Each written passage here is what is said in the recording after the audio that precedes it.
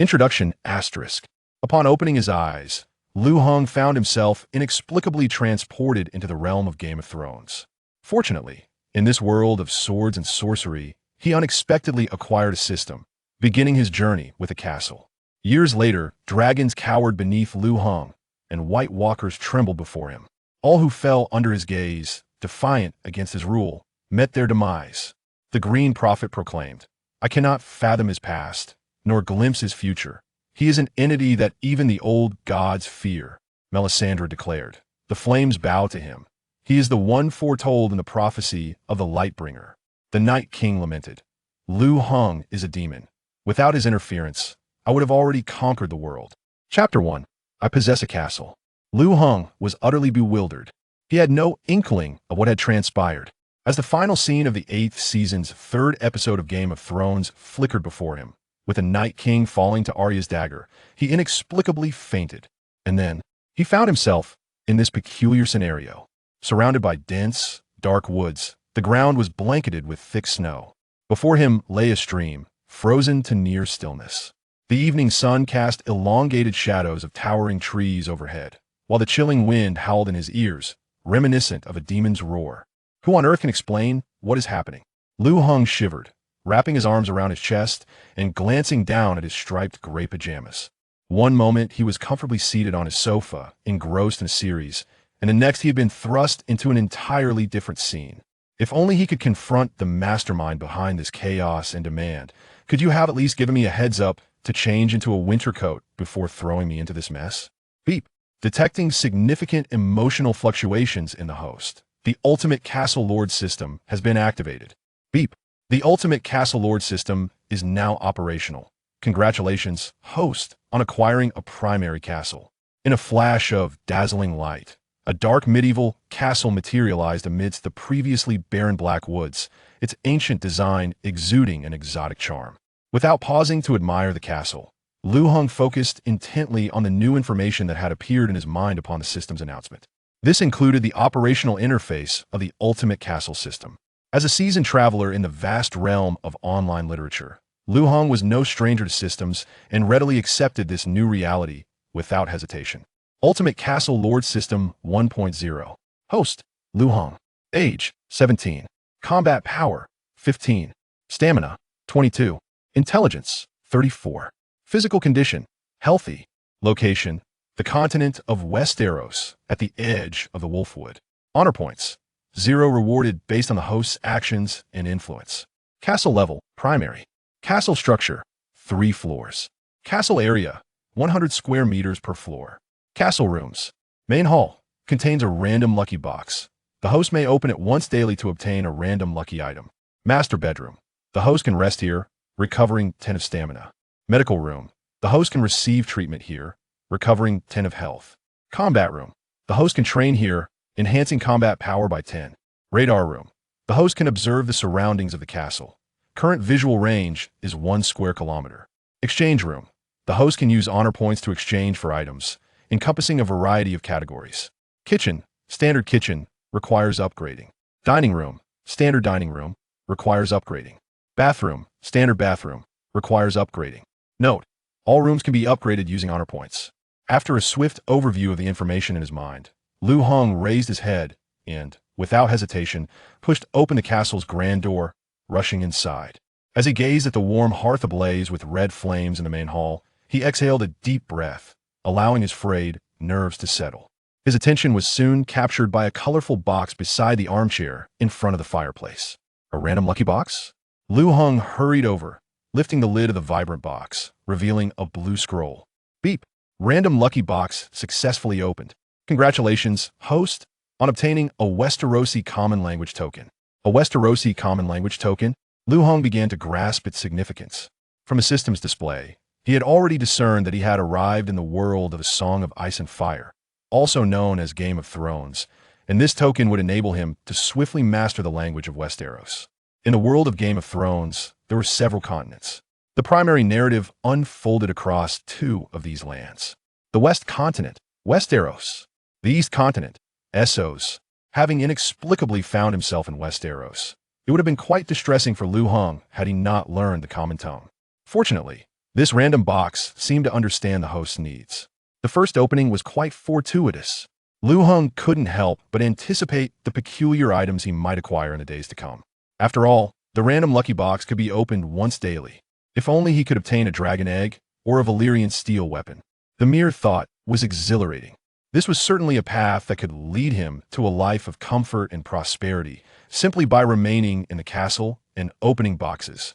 After taking a moment to compose himself and quell his restless spirit, Lu Heng began to explore the castle.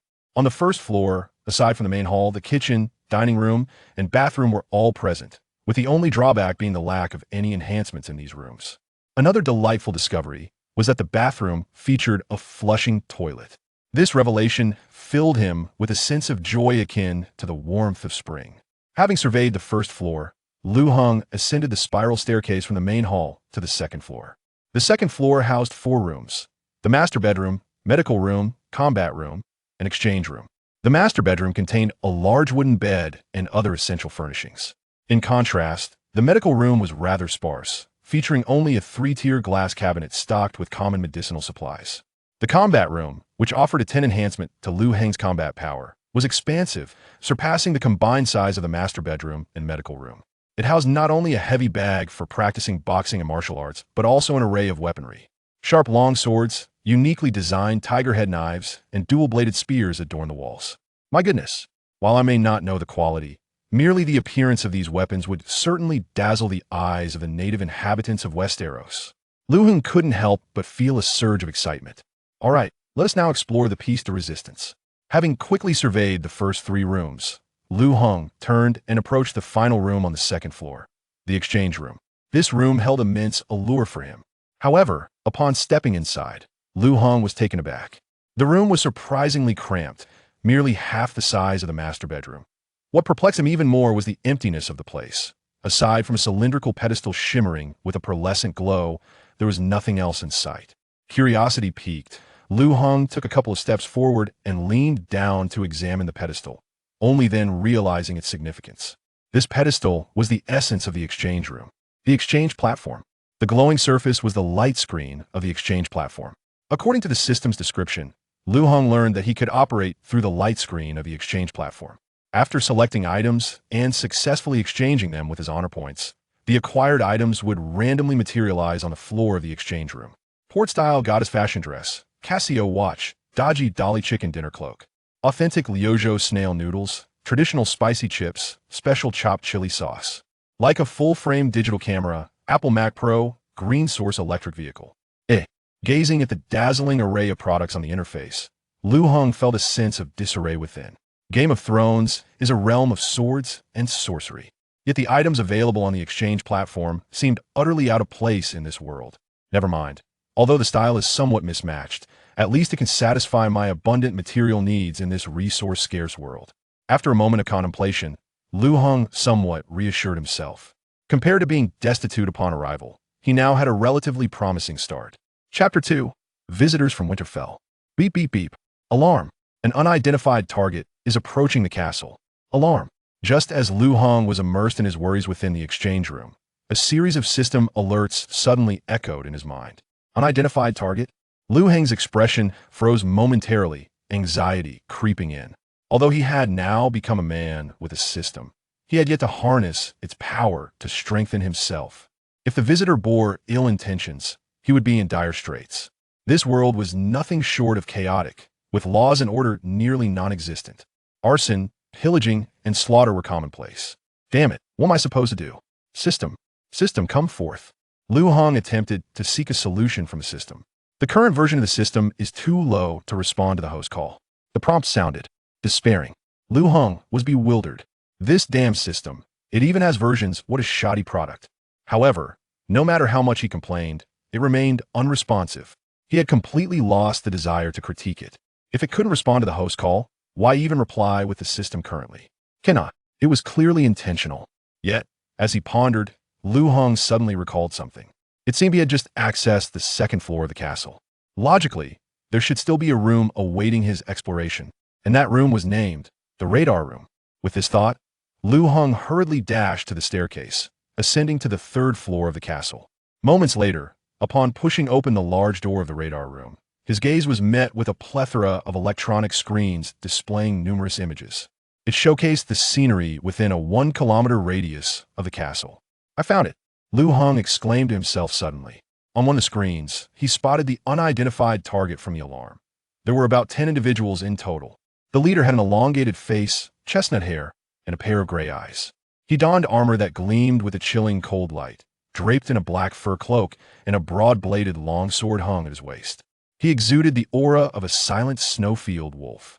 Ed Stark, Lu Heng recognized the leading knight, the Duke of Winterfell and the North's Guardian from Game of Thrones. However, why would such a prominent figure as the Duke of Winterfell come to him? Lu Heng found this puzzling. Could it be that the sudden appearance of his castle had drawn their attention? But Ned's reaction seemed rather swift. Is it me who has the system? Or does he have one too? Regardless of Lu Heng's discontent, Ed Stark and his entourage soon arrived at the gates of his castle. "My lord, the emergence of this castle is quite peculiar. I passed through here yesterday and saw nothing. Today, it has inexplicably appeared," spoke Sir Roderick Castle, Ned's vassal. He sported a dense beard, was robustly built, and possessed a muscular physique. Among this group, his status was second only to Ed. Roderick had passed this spot while returning to Winterfell from the southern town of Torrance Square yesterday. At that time, it was merely a wilderness. To his astonishment, a castle had suddenly materialized today. It's worth noting that castles are not easily constructed. They require an immense amount of manpower, resources, and provisions. Moreover, this castle had evidently been built within half a day. What could this signify? Roderick dared not contemplate. He suddenly felt a chilling drop in the temperature around him, as if a sinister aura lingered just behind him. "Are you certain?" Ed Stark furrowed his brow, finding the situation equally suspicious. As the Duke of Winterfell and the North's Guardian, he consistently maintained frequent contact with the various lords under his domain and often led patrols. The establishment of such a castle should not have escaped his notice. Furthermore, this location was less than 10 kilometers from Winterfell. Considering that Roderick would never jest about such matters, Ed dismounted from his horse, drew his family's ancestral Valyrian steel sword, ice, signaling his attendants to remain vigilant as he personally approached the door. Knock, knock, knock. After knocking, Ned took a few steps back, his gaze fixed intently on the brown door, his heart racing. The North has long been steeped in various strange legends. Long nights, harsh winters, wights, giants. Now, the addition of a ghost castle was not entirely unacceptable. After waiting for several seconds without the castle door opening, Ned resolved to knock once more, prepared to force his way in if no one answered. But before he could step forward, the castle door creaked open slowly. A young man with black hair, dark eyes, and yellow skin stood behind the door, smiling at him. Ed Stark. Identity: Duke of Winterfell, Guardian of the North. Age: 30. Combat power: 77. Stamina: 80. Intelligence: 32. Roderick Castle. Identity: Count, Trainer of Winterfell. Age: 35. Combat power: 53. Stamina: 60. Intelligence: 26. Morzumber. Dolorous Ed. Gazing at the individuals before him, the information displayed above their heads ignited a surge of excitement within Lu Heng. He had not anticipated that the system possessed such a clandestine capability. The ability to vividly present the basic information of those he observed was nothing short of exquisite. However, a tinge of curiosity arose within him as he pondered the limitations of this ability. Perhaps it would cease to function if he ventured beyond the castle or its observable range. Intrigued, Lu Heng resolved to conduct a personal experiment. Yet, after a fleeting moment of delight, he was soon enveloped by a sense of despondency. His combat prowess was a meager 15, and his stamina scarcely fared better at a mere 22. In stark contrast to Ned's formidable 77 and 80, he found himself utterly incomparable. Engaging in combat with Ned would likely result in a swift demise. Maintain your composure, he admonished himself. Avoid any conflict. Concern for his own safety prompted Lu Heng to adopt a more inconspicuous approach, hoping to navigate this challenge unscathed. At that moment, he observed Ned's lips moving as he uttered a series of words. Though regrettably, Lu Heng grasped not a single one. "What did you say?" "Just a moment, please." Without regard for whether Ned could comprehend him, Lu Heng muttered softly, retrieving the common tongue sigil from his pocket. With a focused thought, he activated its function. "Foreigner, can you understand me? Are you from Essos or some other realm? Was that magic you just performed?" Upon utilizing the sigil, the unfamiliar and strange dialect faded, allowing Lu Hong to effortlessly comprehend Eddard Stark's intent. Chapter 3. A sorcerer from the north to assert that Eddard Stark was not astonished would be a grave deception. He beheld the young man before him producing an object resembling a scroll from his pocket, only for it to vanish into thin air. It was akin to the retreat of the chill beyond Winterfell, where the burgeoning warmth of spring heralds the melting of snow and ice. Silent yet profoundly impactful, it instilled an immense pressure within his heart. Greetings, esteemed lord. My name is Lu Hong, hailing from the far eastern reaches, even beyond Essos. And I am a model student of remarkable merit, the young man declared. Lu Hong felt a twinge of embarrassment. He had not prepared for this encounter and was at a loss for how to respond appropriately. While his claim of being a model student might have been a stretch, the assertion of being well-rounded was indeed accurate. He excelled in play, nourishment, and rest. However, as soon as Lu Heng's words fell silent, Eddard and his companions were rendered utterly speechless. What in the world was this? The fluency and authenticity of his Westerosi tongue was bewildering. Despite a slight deviation in accent from the local dialect, the youth appeared strikingly young, verging on the innocent. Moreover, according to his own account, he had traversed from a place even more distant than Essos. What manner of land could that be? By what means had he crossed the ocean to arrive in their northern realm? What was his purpose? The term model student was unfamiliar to them. Could it possibly denote the title for a sorcerer in his homeland? Contemplating this, Eddard Stark queried, Lu Hong? That name is rather peculiar, yet it matters little.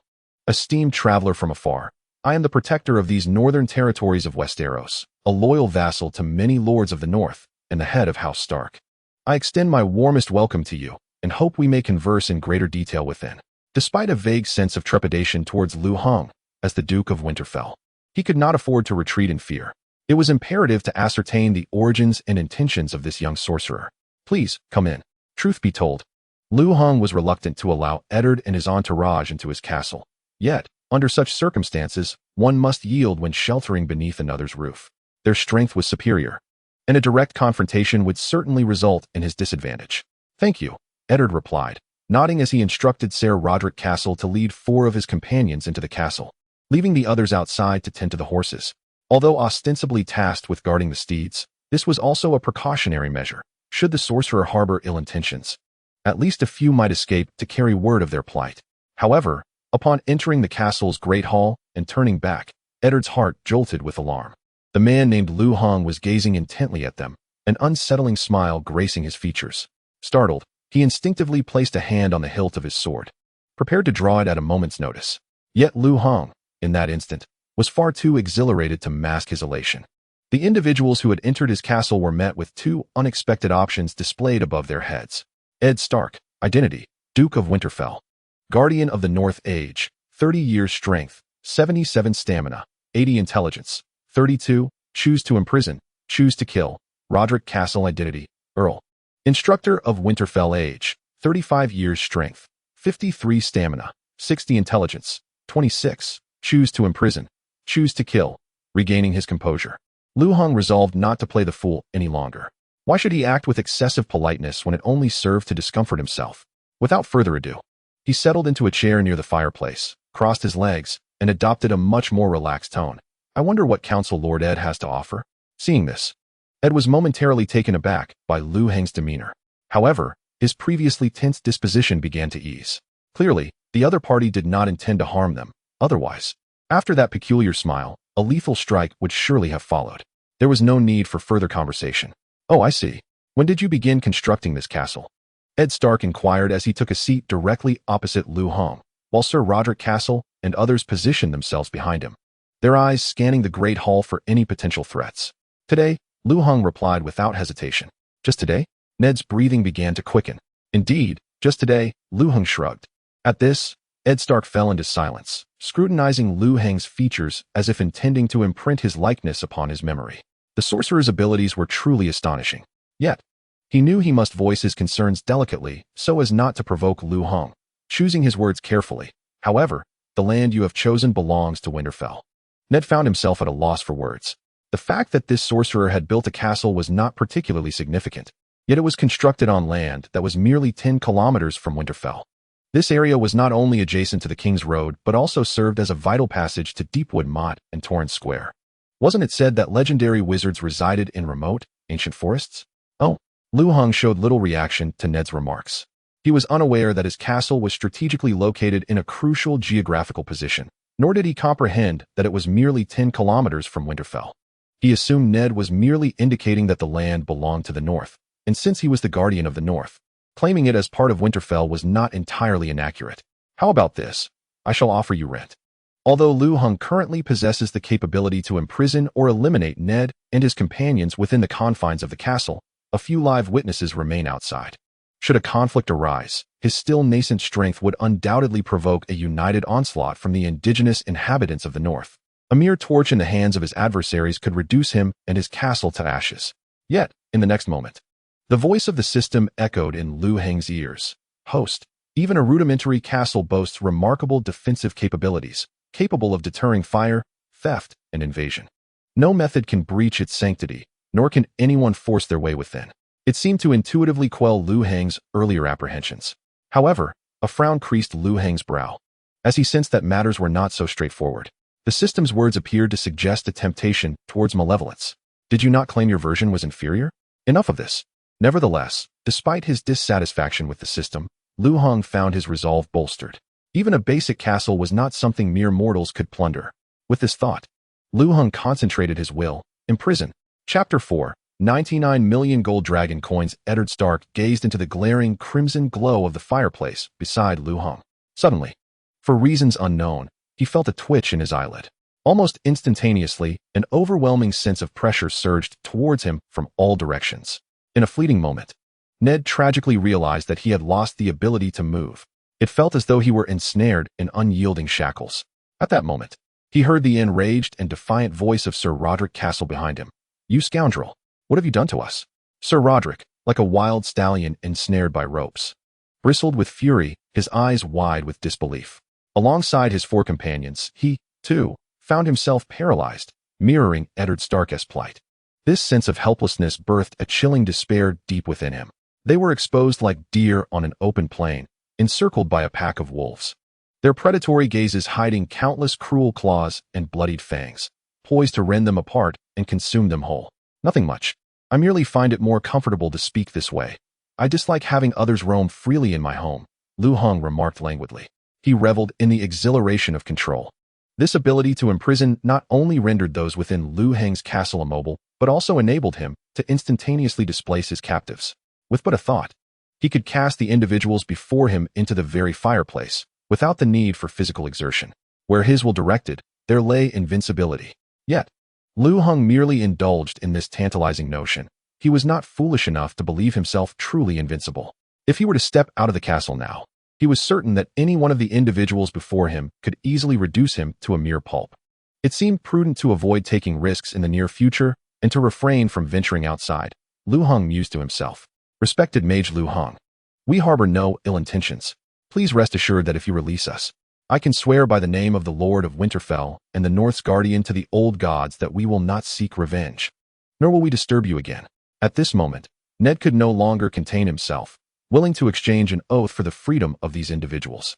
Initially, he had been somewhat skeptical, but now he was completely convinced of Lu Heng's identity. A mage. Such a noble profession was indeed exponentially rarer than that of knights or scholars. It could even be likened to the legendary, now extinct dragons. Their prowess utterly redefined human understanding, and they themselves transcended the realm of reality. Absolutely not, Lu Heng declared firmly. Nonsense. My intention in confining Ned and his companions is not merely to instill fear. More importantly, I require them to serve as diligent heralds of my reputation. After all, my glory value is currently at a pitiful 0. The source of this glory value stems from the system's assessment of my actions and the magnitude of my influence. While the system's judgment of actions relied on its whims, something Lu Heng did not count on, there was indeed potential for exerting influence. Consider this, the esteemed Duke of Winterfell, the North's guardian, head of House Stark, has been imprisoned by a mere mage. What sensational news that would be. Moreover, his castle was fortified against any external assault. In such circumstances, should numerous families from the North unite and the Northern army launch an offensive, would not Lu Heng's influence surge dramatically? With a heightened level of influence, his glory value would surely follow suit. To earn wealth, one must first attain fame. Lu Heng believed his reasoning was impeccably sound.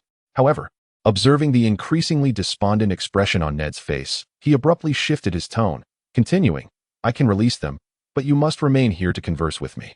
Is that so?" Ned attempted to raise his head slightly, yet after much effort, he found himself unable to move and ultimately resigned to his futile endeavor, saying, "Then may I at least be allowed to change out of this uncomfortable position?" He held no hope that Lu Hong would set him free. But maintaining such a fixed posture was becoming unbearable. "Certainly, I can allow you a modicum of movement, but do not entertain thoughts of escape, for you cannot escape." Lu Heng's voice possessed an enchanting quality that compelled Eddard Stark to trust him instinctively.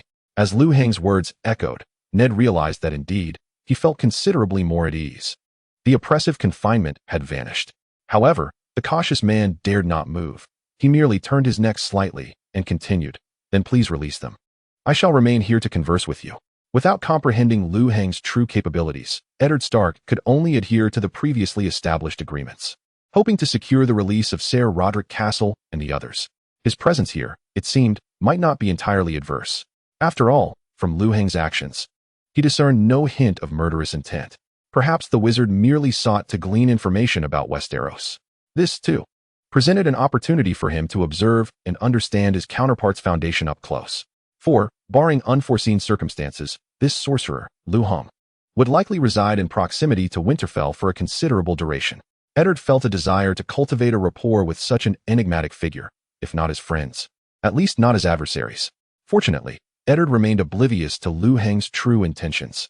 Were he to discover that the other had been scheming for the Northern Army to mount an attack from the outset, he would likely be left in a state of dazed confusion. "Go back and inform those in charge that your Lord Eddard has been detained by me, unless you procure 9,999,000 gold dragons for his release. Well, I'm afraid things will not bode well for you," Lu Hong declared, his thoughts commanding Ser Roderick and the others to appear at the door, their eyes brimming with fury as though they wished to kill. Unfazed by their ire, Lu Hong spoke lightly, his tone laced with an implicit threat. In truth, he hoped for their hatred to deepen. The more they loathed him, the better. For inciting them to return and embellish the tale, to instigate conflict was Lu Heng's true objective. Otherwise, he would not have made such an outrageous demand for 9,999,000 gold dragons. Lu Hong was well aware that, despite House Stark controlling the largest territory in the north, the region's harsh climate and lack of lucrative mines or ports rendered it impossible for them to amass such a fortune, leaving them with but one choice: war. Chapter 5.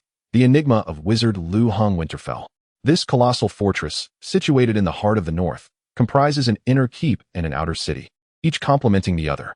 Beyond its unique political and military significance, it boasts a rich and ancient history, tracing back to the era before the Undulls crossed the Narrow Sea, serving as the ancestral stronghold of the venerable Stark family.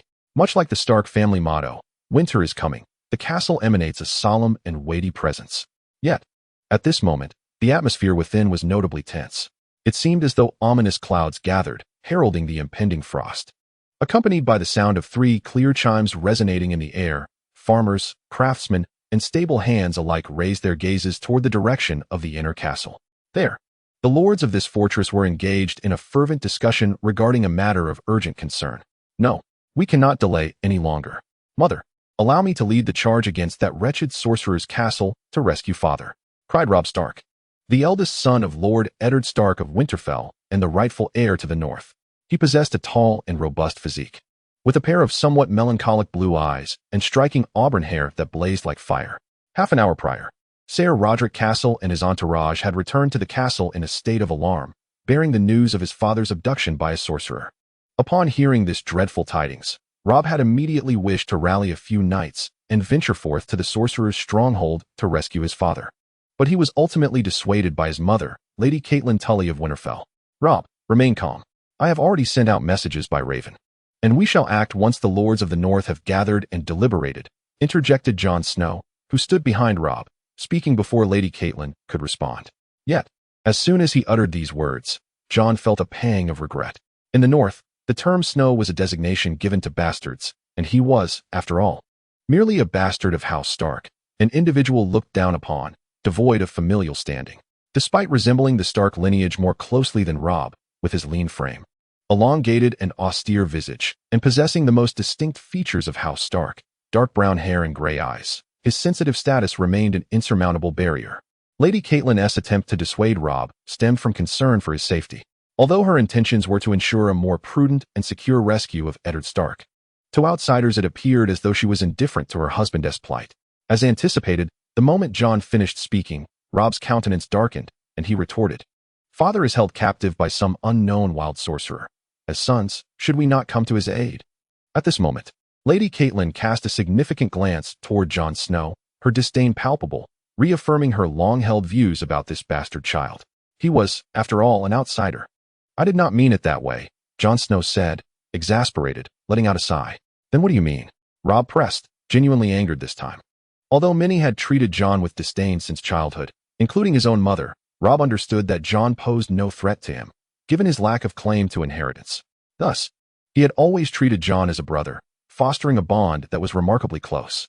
Moreover, it is of paramount importance that as the heir to the Duke of Winterfell, Robb Stark also regards Jon Snow and another individual, Theon Greyjoy, as his potential allies. Which leader would be without their own cadre? Thus, when faced with a critical decision, it was indeed disconcerting for Robb to find Jon standing in stark opposition to him, an affront that unsettled him deeply, more distressing than the foulest of experiences. Naturally, he had never partaken in anything so repugnant. Did not Ser Roderick say that the wizard is willing to accept gold dragons in exchange for our father's return? Jon Snow argued. He was not averse to attempting to rescue his father. However, Ser Roderick's earlier description had mentioned that the enigmatic wizard, known as Lu Hong, possessed unfathomable powers capable of rendering them immobile from a great distance, as if shackled by invisible chains. Should the adversary truly wield such terrifying abilities, forcibly marching their forces could very well lead to their father's demise instead. "You possess such vast wealth?" Robb retorted coldly, gazing at Jon with an expression of incredulity. "That amounts to 99 million gold dragons, not merely 99 million stones. Furthermore, even if they were stones, amassing such an enormous quantity would require an exhaustive effort to scour various locations, and by that time, it would be too late." As for Ser Roderick's account of the wizard, Robb Stark found it exceedingly hard to believe. How could such astonishing events possibly exist in this world? It seemed more ludicrous than the legends of the White Walkers. Consequently, Robb merely considered this narrative as a premeditated excuse concocted by Ser Roderick and his companions to absolve themselves of blame. Yet, he also felt that the likelihood of such a scenario was minimal, for the truth would eventually surface. Thus, he speculated that perhaps the individual named Lu Hong had utilized ropes or devices to confine them, and the dimness of their surroundings, combined with Lu Heng's alleged hypnotic tricks, had led to the misapprehensions of Ser Roderick and the others. Jon Snow found himself rendered speechless by Robb's retorts. Indeed, the sheer volume of gold dragons required to gather all the resources from every noble house in the north would be a formidable challenge. But who exactly was this wizard Lu Hong? Was his motive for abducting their father merely monetary gain? How could someone with such extraordinary powers stoop to pursue earthly riches? Moreover, even if he obtained such wealth, what would he do with it? Unbeknownst to him, Jon found his thoughts entangled in confusion. As clarity returned to his mind and he gazed ahead, he suddenly realized that Robb and Theon had vanished from sight. "Where has Robb gone?" Jon exclaimed in surprise, turning to inquire of the scholar Maester Luwin, who remained by his side. Reuven, the scholar, was tall and slender, dressed in a black and white academic robe, his face reflecting a sense of helplessness as he sighed. "Robb has taken Sansa and the others to rescue your father. The lady could not dissuade him and has gone along as well." It is worth noting that Reuven held a profound curiosity for the sorcerer Lu Hong. As a scholar emerging from the citadel of learning, he possessed knowledge far exceeding that of ordinary folk, and the existence of a magician was indeed among the most intriguing subjects. "How reckless!" Jon Snow exclaimed anxiously, fearing for Robb and the others, and he quickly turned to leave, intent on pursuing them. However, after taking a few steps, he turned back to Reuven and said, "Do not inform Arya and Bran about this just yet." Up until now, the knowledge of Eddard Stark's detention by Lu Hong was still scarce, and the few individuals who had recently gathered in the castle to discuss strategies had reached a consensus to refrain from alarming Sansa and the younger children, lest they be frightened. In this regard, Catelyn, Robb, and Jon Snow shared a common perspective. Yet, Jon remained unaware that in a mere span of time, rumors of the enigmatic sorcerer Lu Hong had taken flight, spreading through every corner of the outer city of Winterfell with the swiftness of a virus. The sorcerer Lu Hong? In a castle merely 10 kilometers from Winterfell? And he had imprisoned the Lord of Winterfell, Eddard Stark? A slender boy clad in deep blue, with chestnut hair, stood outside a tavern, eavesdropping on the discussions within, a glimmer of intrigue flashing in his gray eyes. He then glanced around, as if on high alert, cautiously turning a corner and swiftly disappearing into the throng. Chapter 6. I remain unmoved. Ned was in a state of panic. After Roderick and the others were expelled from the castle, which had been erected in less than a day, Lu Hong had departed from the main hall and ascended to the second floor. Yet, he had not re-emerged. It was as if he had forgotten the presence of the Duke of Winterfell, leaving Ned's various plans for cordial engagement in utter disarray. What had happened to the promise of casual conversation with Lu Hong? As Ned, bewildered, attempted to ascend the stairs to investigate, he found an invisible, unyielding barrier seemingly erected before him, preventing him from advancing even a single step.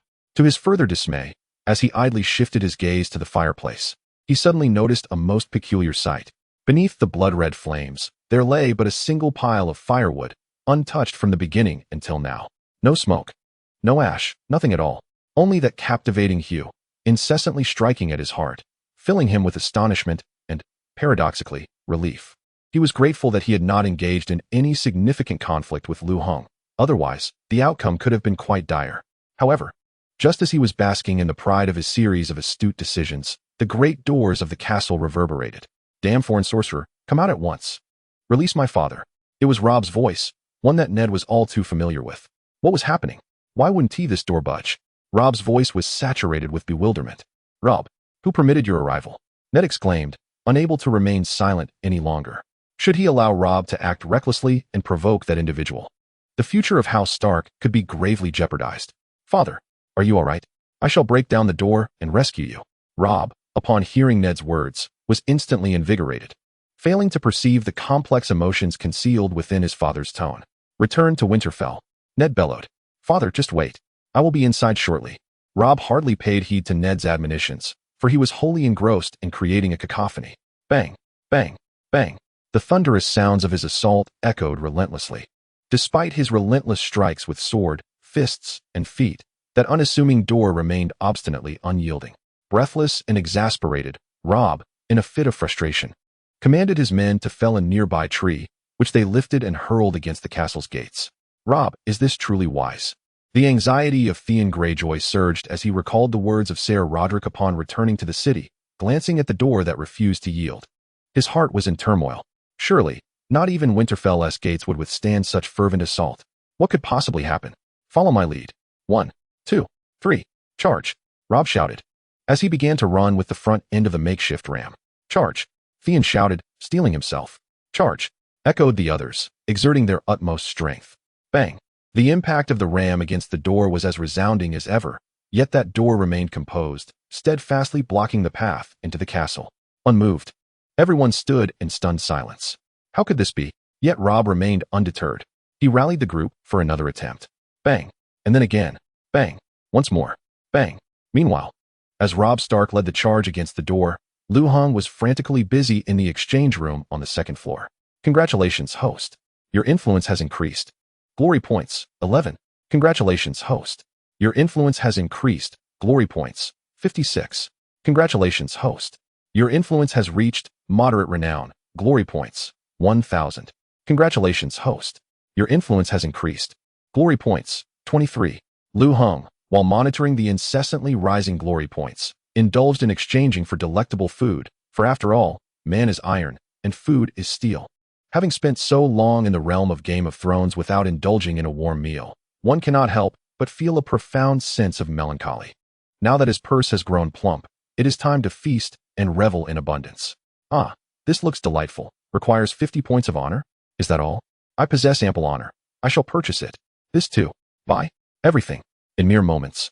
The floor of the exchange room was astonishingly piled high with an array of culinary delights. Flat pan camel hump, yellow braised native chicken, dry pot fatty intestines, stir-fried pigeon, pork ribs stewed with pig's tail, meatballs simmered with wild mushrooms, chopped chili fish head, dompa pork, dried bamboo shoots duck soup, and rice? Why did I purchase rice?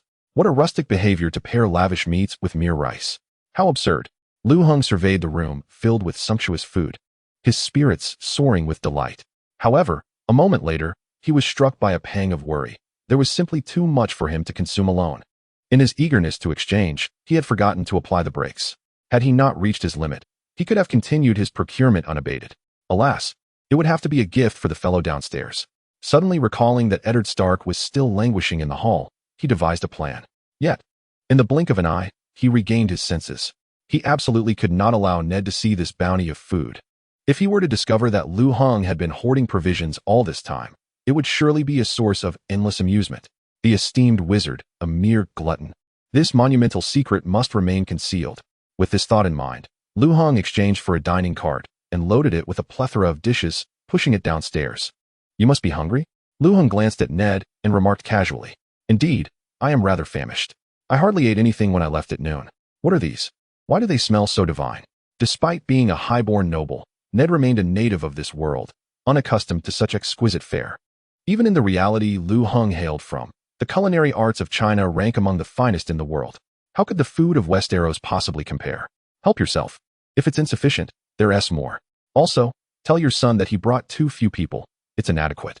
He should return and regroup, Lu Hung said, ascending to the second floor, leaving Ned in a state of bewilderment. Too few people? Inadequate? Ned was perplexed by Lu Hung's remarks. Shouldn't he be discouraging Robb and the others from returning? Why urge them to return with greater numbers? Robb, you all should head back. Do not return.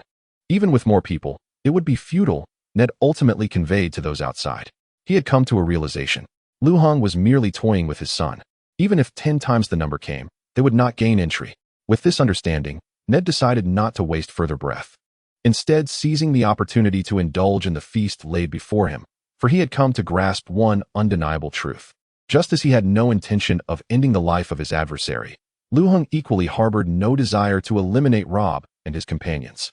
After all, a master generally prefers not to destroy his toys without cause. At this moment, Robb and his companions were merely playthings. Chapter 7. I came to apply for the maid position. What now? Upon hearing Ned's voice emanating from within the castle, Theon Greyjoy turned to Robb and inquired, "What else can we do? We must retreat and regroup to bring a larger army." Robb, filled with frustration, reflected that despite their small numbers, capturing a recently established castle should have been a manageable feat. However, the reality was starkly different. They could not even breach the gates. This humiliation struck Robb Stark deeply, making him feel that his years of noble education had been utterly discredited. It was entirely illogical. Theon, wishing to remind Robb that Ned had advised them against returning, wisely held his tongue upon witnessing Robb's furious expression. The knights accompanying Robb exchanged glances, rendered speechless by the predicament. In that moment, they were thoroughly convinced by Sir Roderick's words. The lord of this castle must be a sorcerer endowed with mysterious powers. After all, how could a mere wooden door remain unscathed after their relentless assaults?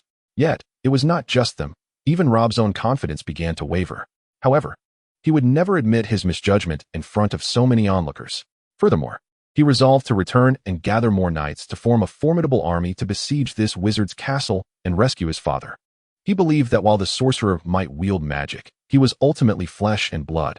If they could conquer the castle, they could easily handle him. Withdraw.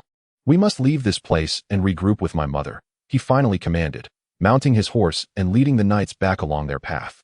This mission to Lu Heng's castle to rescue Ned had prompted Catelyn Tully to accompany Robb, concerned for his safety. However, she rode in a wagon, which lagged considerably behind due to its slower pace. Consequently, she was left trailing behind the impatient Robb, who galloped ahead, guarded by Sir Roderick. After a rapid ride, Robb soon spotted a group of people ahead on the road. It was none other than his mother and Sir Roderick, along with others. And Snow had mysteriously appeared in their midst. Witnessing this sight lifted the heavy burden from Robb's heart. Although Snow had voiced his dissent, he ultimately chose to stand by Robb's side in this critical moment, proving his worth as a true brother. Robb mused silently. Little did he know that Snow's presence was merely born from concern, fearing they would encounter trouble. And so, we shall not dwell on how Robb and his company returned to Winterfell to reassess their strategies. Outside Lu Heng's castle, a slender figure emerged stealthily from the dense woods, tiptoeing to the door where it paused. Knock, knock, knock. Did I not instruct you to return? Ned, engrossed in his meal, initially mistook the knocking for that of Robb and his companions. Father, it is I, Arya, came the voice of a little girl from outside the door. Arya? Ned was taken aback and immediately rose to stand behind the door. He intended to pull it open, but found himself utterly unable to budge the sturdy wood even an inch. Resignedly, he remarked, Arya, did you come with Robb? No, I sneaked here on my own. He wouldn't bring me along, Arya replied nonchalantly. Such nonsense. What are you doing here? Ned inquired, striving to keep his voice low. I've come to rescue you. You mustn't speak. Just pretend you don't know me. Arya insisted earnestly. What do you mean? Hurry back home. Do you hear me? Ned's anxiety mounted. He was quite unsettled, for Arya had always been unconventional, wholly lacking the demeanor of a noblewoman. While he felt a surge of emotion at her boldness, the notion of her putting herself in peril for his sake was another matter entirely. Leave this place at once and return to Winterfell, he urged. However, Arya ceased to respond to his pleas. Knock, knock, knock. The knocking grew even louder. Is anyone home? Is anyone there? Arya began to call out loudly from outside. Return home. Do you not hear me?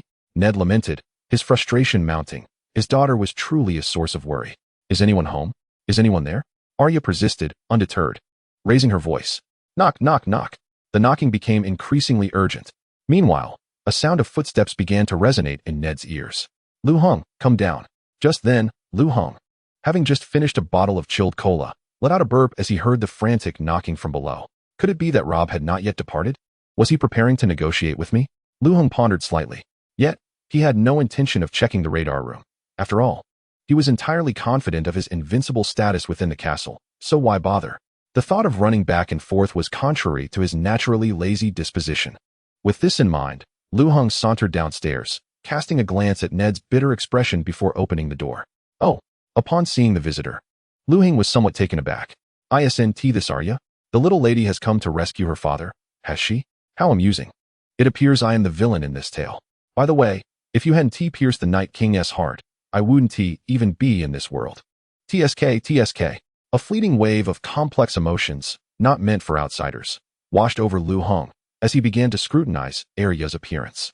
She was petite, clad in a deep blue, round-necked blouse, with short, chestnut hair that rendered her a veritable tomboy. Esteemed mage, greetings. My name is Namelia, the daughter of a farmer. Today, I heard tales of your renown in the town ahead, and I had the audacity to inquire if you require a maid. Upon noticing Lu Hong's gaze upon her, Alia promptly spoke up. Namelia? A farmer? A maid? To be frank, Lu Hong felt a bit bewildered. Are you two putting on a performance for my benefit? Humph. Very well. Let the show begin and may the best performer prevail. With a swift turn of thought, Lu Hong surmised Alia's intent. She surely planned to infiltrate his castle disguised as a maid, biding her time for an opportune moment. How naive. With this realization, Lu Hong stepped back, settling by the fireplace, inviting Alia inside, and feigning curiosity as he inquired, What of your family? My lord, my parents were slain by bandits. I am the sole survivor of my family, Alia replied, her head bowed, pretending to be demure. Oh, Lu Hong discreetly cast a glance at Ned, noticing the muscles in his cheeks twitching incessantly, which struck him as amusing. Although Alia's words were fabricated, Lu Hong was aware that, according to the original narrative, the Ned couple would soon meet their doom, albeit in different manners. Their fates were equally tragic. Alas, such a pitiable girl. However, I am unable to compensate you. Truth be told, I am quite impoverished. Perhaps you might wait until I can sell this individual for a good price? Lu Hong gestured toward Ned, his tone laced with profound resignation. He seemed to harbor immense sympathy for Alia's portrayal of Namelia, yet felt utterly powerless. Ah, my lord. This individual seems to be Duke Eddard of Winterfell. Alia feigned surprise. You've seen him before? Lu Hong appeared rather indifferent. Indeed, my lord. I once caught a distant glimpse of him. He is the Duke of Winterfell, after all.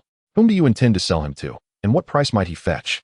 Alia seized the opportunity to inquire, aware that she was not privy to the discussions in Winterfell, and thus ignorant of the exorbitant ransom of 99 million gold dragons. Well, 99 million gold dragons is a price that could be offered to anyone. Ideally, it would be best if members of House Stark were to purchase him, given their proximity, ensuring a swifter transaction. Do not worry. Once I have sold him, I shall provide you with the gold dragons as your reward. For I have no need for such wealth, Lu Hong deliberately stated, eager to observe Alia's reaction. After all, this was a truly substantial fortune. Typically, under such a promise, one's spirit would be profoundly affected. However, Lu Hong soon realized that Arya was, indeed, Arya. Aside from the initial flicker of astonishment that briefly crossed her face, she soon regained her composure. However, the more she composed herself, the more Lu Hong felt compelled to voice his thoughts. My dear Arya, your demeanor is the greatest revelation of all. Which farmer's daughter does not covet the allure of gold coins, particularly when the sum amounts to 99 million? Chapter 8. The agreement is reached. To the very end. The night enveloped the land, its stillness spreading like a fine mist. Lu Heng sat solitary in the radar room on the third floor of the castle, his gaze fixed unwaveringly on the surveillance footage before him, though his mind wandered elsewhere. Until the very end of the day, Lu Heng refrained from exposing Elia's little ruse. Instead, he feigned belief in her identity as Amelia and permitted her to remain within the castle. As darkness fell, he granted her access to the bedroom on the second floor, temporarily designating it as her quarters. However, the other rooms on that floor remained beyond her reach, as she lacked the authorization bestowed upon her by Lu Heng through the system. Nevertheless, even with such limitations, Elia was far superior to her father, poor Ned, who could only roam freely on the first floor. Consequently, he was relegated to sleeping in the main hall tonight. Ah, what a weary burden it is. Lu Heng decided to lie down on the floor, staring up at the ceiling, allowing his thoughts to drift into a labyrinth of contemplation. Although his actions today stirred quite a commotion among the upper echelons of the north, capturing the Lord of Winterfell would surely echo all the way to King's Landing. Many with vested interests, such as Peter Baelish, would undoubtedly seek to investigate him. Yet, until those individuals thoroughly uncovered the truth or witnessed the events with their own eyes, Lu Heng's actions might merely be perceived as rumors, distorted and exaggerated. How challenging it is for Lu Heng to elevate his influence further. Moreover, upon his recent inspection, he found that his previously soaring prestige points had begun to decelerate. What does this signify? It indicates that even with Ned Stark confined within Lu Heng's castle, an explosive surge in his prestige points was no longer forthcoming. Lu Heng had discerned the reason. It was the enduring authority of the Stark family in the north, a lineage that had ruled since the days of the First Men, before the founding monarch of the Targaryen dynasty swept across the Seven Kingdoms. The heads of House Stark were the legitimate kings of the north. To have such an ancient and illustrious family as Lord detained by an outsider, and without the Lord's knights able to effect a rescue? What a farcical jest. While some in the north were aware of the truth and accepted this reality, the vast majority of the populace remained deeply skeptical. Yet what troubled Lu Heng even more was not this disbelief, but rather the geographical predicament of his castle. At present, he remains utterly oblivious to whether his castle will be relocatable after future upgrades, and the insufferable system remains uncommunicative, despite his numerous inquiries. Consequently, the only viable option he perceives as a foundation for his entrepreneurial endeavors is the north. It would be impractical for him to embark on a long journey south to Dorne or to traverse the narrow sea directly to Essos.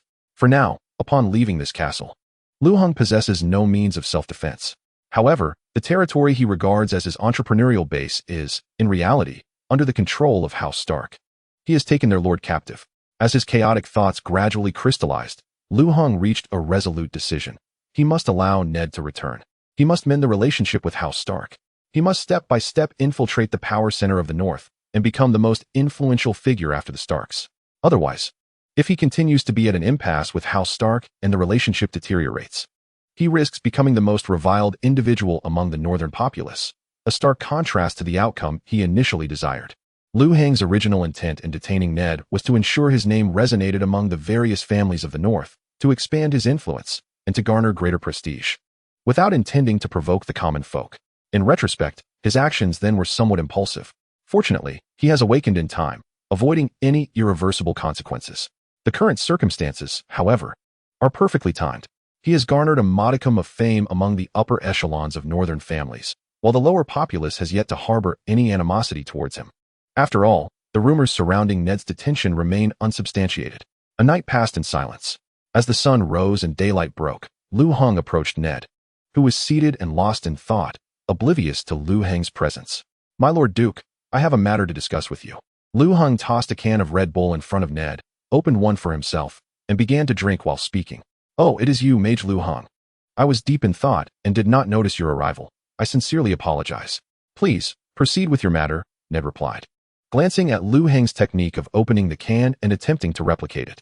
With a loud pop and a crash, Ned's excessive strength caused the can to crumple in his grip. The atmosphere turned palpably awkward. Lu Heng was taken aback, nearly aghast. Was this truly the work of a human hand? He had never noticed Ned's dexterity while watching shows. No wonder the man possessed a combat strength of 77, effortlessly overshadowing Lu Heng's own meager score of 15. "Here, take this," Lu Heng sighed. Fortunately, Lu Heng had brought down a number of items in plastic bags. This time, he learned from his past experiences and personally prepared a bottle of nutrient drink for Ned. "My lord, drink this beverage as a token of my apology, and after you have eaten something, you may return to Winterfell." Ned found himself somewhat taken aback by this outcome, sensing that Lu Heng treated the matter with an unusual lightness, which struck him as oddly peculiar. Without overthinking it, Lu Heng acknowledged that he indeed needed to remain in the north for the time being, and that the castle would not be relocated. Therefore, he hoped that the area surrounding the castle could be designated for his use. Of course, I want to be taking advantage of your generosity. The sum of 99,999,000 gold dragons owed to me by House Stark will be considered settled, Lu Heng stated matter-of-factly. Ned felt a wave of frustration wash over him. This sum of 99,999,000 gold dragons was extorted from you, wasn't it? When has House Stark ever owed so much? Despite his inner turmoil, he refrained from expressing his thoughts openly and simply nodded in resignation. Very well, since you have consented. It is settled. Furthermore, given that the land surrounding my castle has always belonged to House Stark, it stands to reason that you have provided me with some assistance in this matter. I am a person who values gratitude, Lu Heng continued. There is a saying in my homeland, a drop of kindness should be repaid with a fountain of gratitude. Therefore, as a return for your support, I will assist you to the best of my ability, offering counsel or resolving difficulties. Lu Heng understood the wisdom of reciprocating kindness. And knowing that Ned had witnessed his remarkable capabilities, he believed such a promise would evoke excitement. Indeed, upon hearing Lu Heng's words, a deep flush appeared on Ned's face. Clearly overwhelmed by the sudden joy. This is truly wonderful. I will surely be seeking your assistance more often, he replied, not hesitating in the face of such a powerful sorcerer's promise. After all, he had intended to stay for this purpose, and achieving it with such ease was indeed gratifying. Then, let us look forward to a pleasant collaboration, Lu Heng smiled, instinctively raising his hand. Yet, in an instant, he pulled it back sharply. What a close call. I almost forgot the fate of that Red Bull can.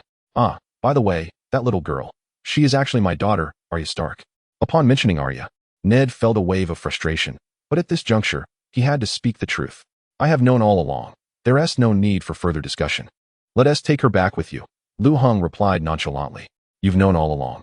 Ned paused, momentarily stunned, then feigned enlightenment. Suspecting Lu Heng must have overheard his conversation with Arya the previous day. All right, let us hurry and leave. I still need to catch some more sleep, Lu Heng urged. Noticing Ned's hesitance. Last night, he spent the entire night on the floor of the radar room, his back aching terribly, naturally wishing to send Arya away and indulge in a sweet slumber. However, the unfolding events took both Ned and Lu Heng by surprise.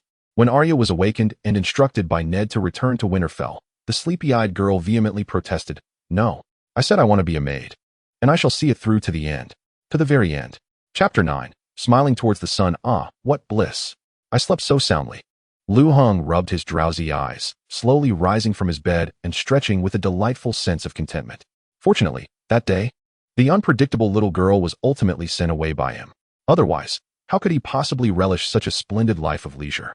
Rising to his feet, Lu Heng made his way to the exchange room and purchased a bottle of fresh milk, which he swiftly consumed. He then shuffled in his slippers to the first floor, approaching the random lucky box in the main hall and lifting its lid. Each morning, awakening to open the random lucky box had gradually become a cherished routine for Lu Heng. Beep. Random lucky box opened successfully. Congratulations, host. You have obtained a mysterious mount egg. What the heck? Could it be a dragon egg? Lu Heng was taken aback and quickly scrutinized the mount egg in his hand. However, after merely a glance, disappointment washed over him. How could this possibly be a dragon egg? Though the egg was significantly larger than a chicken or duck egg, its size was far from the dragon eggs that lingered in his memory. Moreover, its shell bore a slightly yellowish-white hue with no scaly patterns whatsoever. Sigh, what a letdown. I'll just keep it for now. Feeling somewhat disheartened, Lu Heng clutched the mount egg and returned to his bedroom, retrieving a ring from the bedside table, adorned with red and blue flames. This was a storage ring he had acquired from the random lucky box a few days prior, possessing a vast inner space capable of holding numerous non-living items. Currently, including this mount egg, the ring contained only 5 items, his acquisition since arriving in Westeros over the past week. 2 beads, known as the fire-repelling bead and the water-repelling bead, which granted him immunity from both flames and drowning. Overall, the presence of these 2 beads significantly enhanced Lu Heng's personal safety. The remaining 2 items were talismans called substitute talismans. Each talisman could create a duplicate of the user that lasted for 6 hours. However, Lu Heng found these substitutes somewhat lackluster, as they were incapable of speech or action and possessed no combat abilities. Well, let us leave it at that. Although it isn't a dragon egg, it is still a mount egg, which will certainly prove convenient for future outings. After donning the storage ring, Lu Heng felt a slight stir within him. He then turned his gaze towards his system panel. The most powerful Castle Lord system host. Lu Heng age, 17 years strength, 15 stamina, 22 intelligence, 34 physical condition, healthy location, the edge of the wolf forest. Westeros honor level, somewhat notable honor points, 60. 588, rewarded by the system based on the host's actions and influence. Castle level, beginner castle structure, 3 floors castle area, 100 square meters per floor castle rooms. Main hall. The main hall contains a random lucky box, which the host may open once daily to receive a random lucky item. Master bedroom. The host can obtain sufficient rest in the master bedroom, restoring 10 of stamina. Medical room. The host can receive ample treatment in the medical room, restoring 10 of health. Combat room. The host can engage in rigorous training in the combat room, enhancing strength by 10. Radar room. The host can observe the surroundings of the castle from the radar room, with a current visibility range of 1 square kilometer. Exchange room. The host can utilize honor points in the exchange room to obtain various items. Kitchen. A standard kitchen, requiring upgrades. Dining room. A standard dining room, requiring upgrades. Bathroom. A standard bathroom, requiring upgrades. Note: all rooms can be upgraded using honor points. The only distinction between this system interface and the one he encountered initially lies in the honor points and honor level. Everything else remains unchanged. However, Lu Heng is eager to transform it entirely, except for attributes such as strength and stamina, which cannot be enhanced with honor points. The rooms can indeed be upgraded. Ding. Would you like to expend 10,000 honor points to upgrade the main hall? Yes. Upgrade successful. Congratulations, host. You have acquired an exquisite main hall. The random lucky box can now be opened once daily. Ding. Would you like to expend 5,000 honor points to upgrade the master bedroom? Yes. Upgrade successful. Congratulations, host. You have acquired an exquisite master bedroom. Stamina recovery is now 20. Ding. Would you like to expend 5,000 honor points to upgrade the medical room? Yes. Upgrade successful. Health recovery is now 20. Combat room. Upgrade strength enhancement to 20. Radar room. Upgrade visibility range to 10 square kilometers. Exchange room. Upgrade to qualify for a 10 discount on exchanges. Amidst the continuous prompts from the system, Lu Heng swiftly upgraded 6 different rooms, including the main hall, consuming a total of 35,000 honor points. Yet, this was not the end. Lu Heng then directed his attention to the 3 original rooms that initially offered no enhancements, continuing his operations. Ding. Would you like to expend 2,000 honor points to upgrade the kitchen? Yes. Congratulations on successfully upgrading. You have acquired a refined kitchen, where the culinary creations possess a 10% chance of bestowing various attributes or enhancements. Ding. Would you like to expend 2,000 glory points to upgrade the restaurant? Yes. Upgrade successful. Congratulations on obtaining a refined restaurant, where consuming food with attributes or enhancements can elevate the effects by 10%. Ding. Would you like to expend 2,000 glory points to upgrade the restroom? Yes. Upgrade successful. Congratulations on acquiring a refined restroom, which reduces the likelihood of developing hemorrhoids by 10%. What on earth is this? Lu Heng was utterly bewildered. He was thoroughly pleased, even a bit exhilarated, with the upgrades of the previous rooms. However, the upgrade of the restroom instantly instilled a sense of deception within him. A 10% reduction in the chance of developing hemorrhoids. Damn system, come out here. I swear I won't spare you. Yet, despite his complaints, life must go on, and Lu Heng continued to smile under the sun. How could such a trivial flaw dampen his spirits? After this series of upgrades, Lu Heng felt invigorated. Stamina recovery effect increased by 20%. Health recovery effect increased by 20%. Combat enhancement effect increased by 20%. Radar visibility range expanded to 10 square kilometers. A 10% discount redemption eligibility, and a 10% chance to create food with attributes or enhancements. Moreover, these special food effects could be further amplified in the restaurant. Lu Heng believed that with the current capabilities of these rooms, achieving success in the realm of power struggles would be as effortless as a breeze. However, the only thing that slightly pained him was the imminent depletion of his glory points. Chapter 10. Tony Stark. After all this commotion, the original 588 glory points on the system panel dwindled to a mere 588. Lu Heng calculated that if he wished to maintain his exemplary student lifestyle, these glory points wouldn't last long. Furthermore, since yesterday, his glory points had been trapped in a state of zero growth.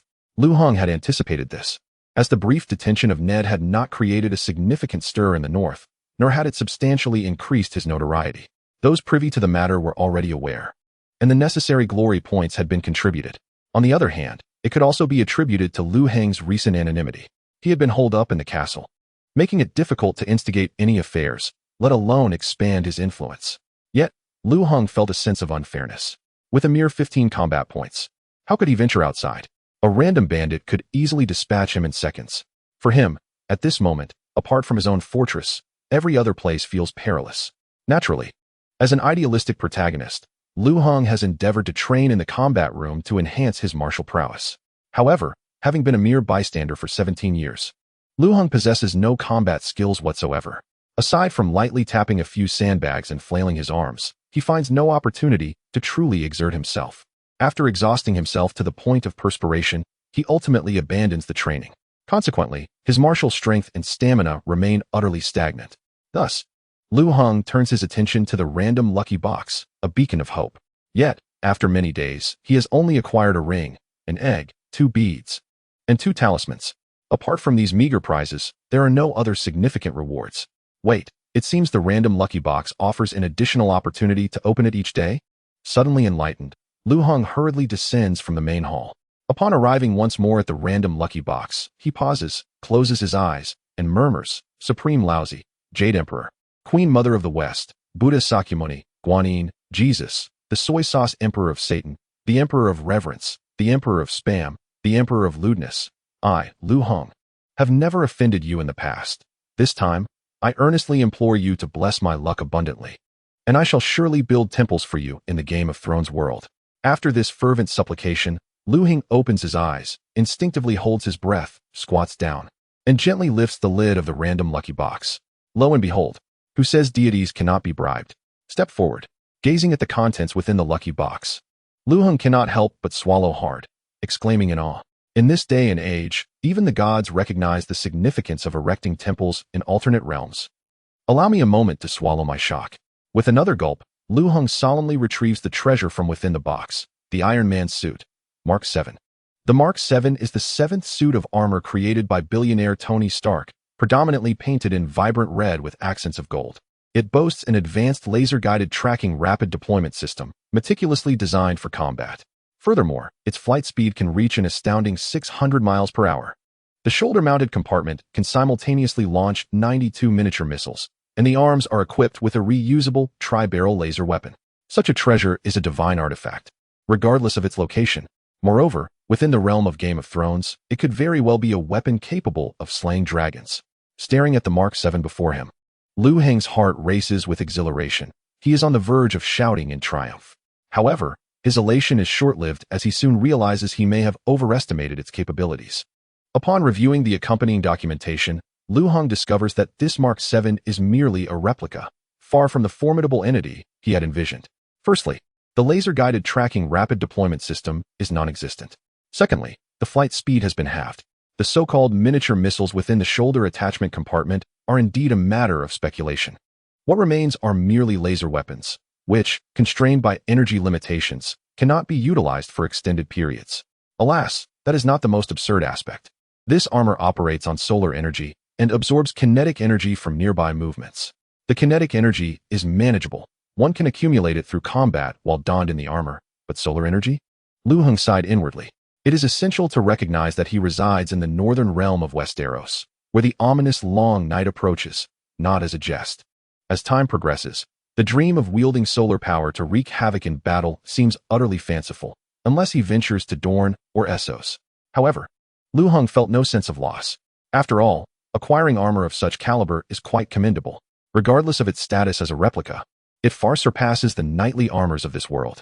It is worth noting that this armor is crafted from a multitude of composite alloys, possessing both resilience and formidable strength while providing exceptional defensive capabilities.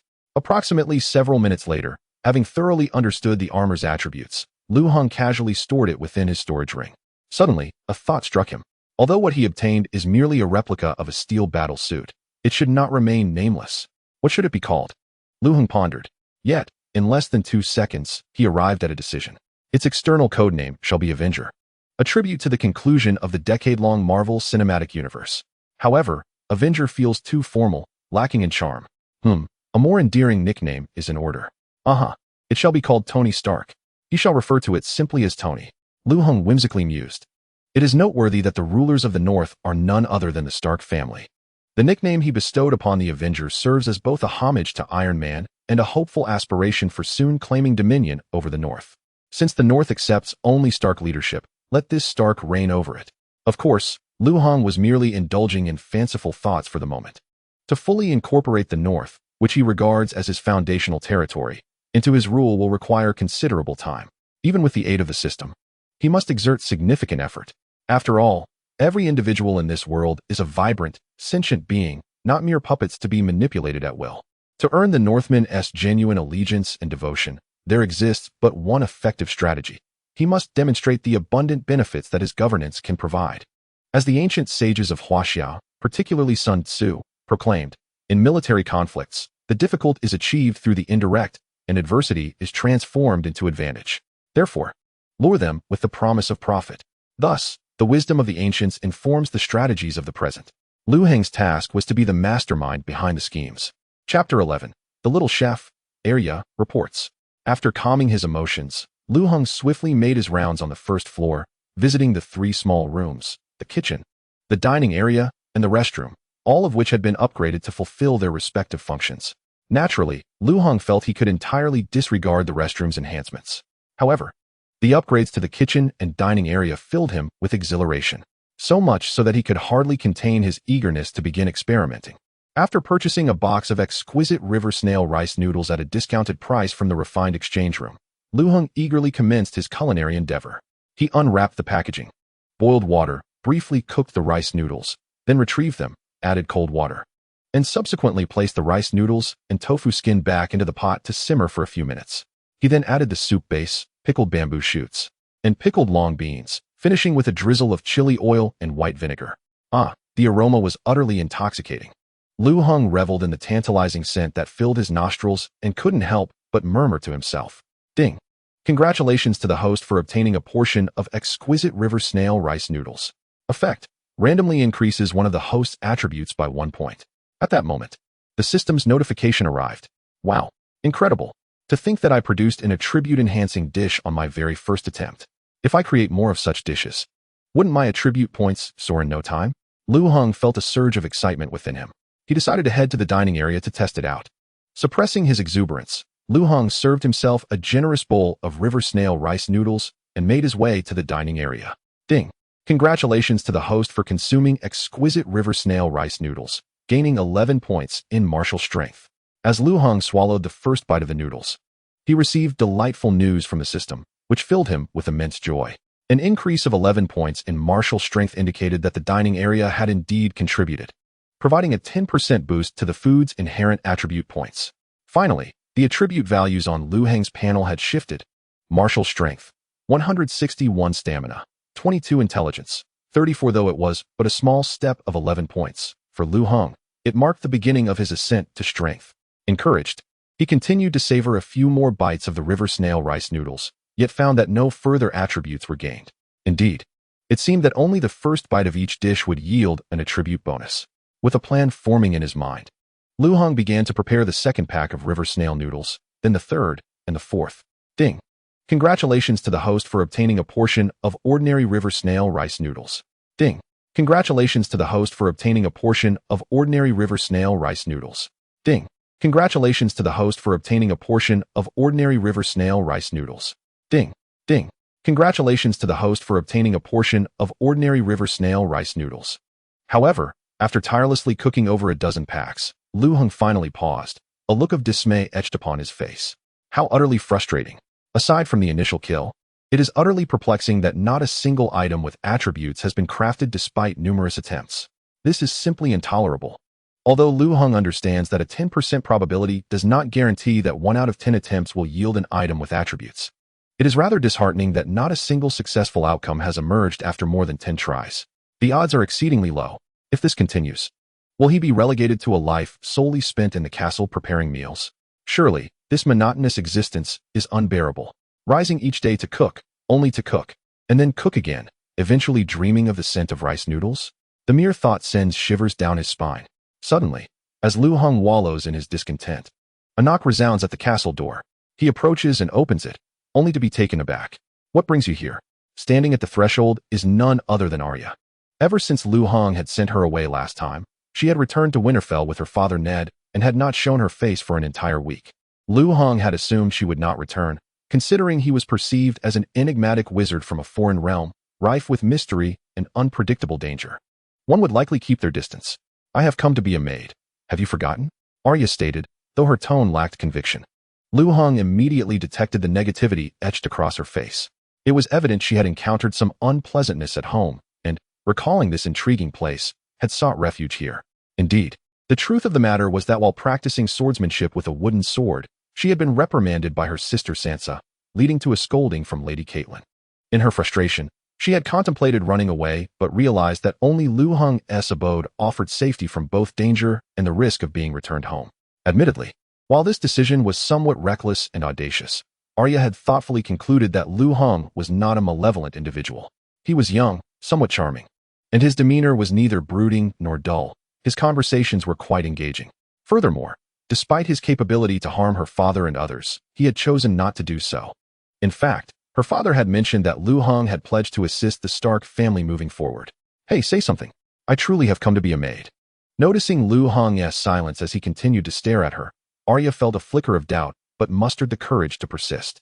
Lu Hong, however, remained silent, his thoughts elsewhere. Instead, he meticulously contemplated the introduction to the kitchen displayed on the system panel. An exquisite kitchen. Food prepared within this kitchen has a 10% chance of acquiring various attributes or bonuses.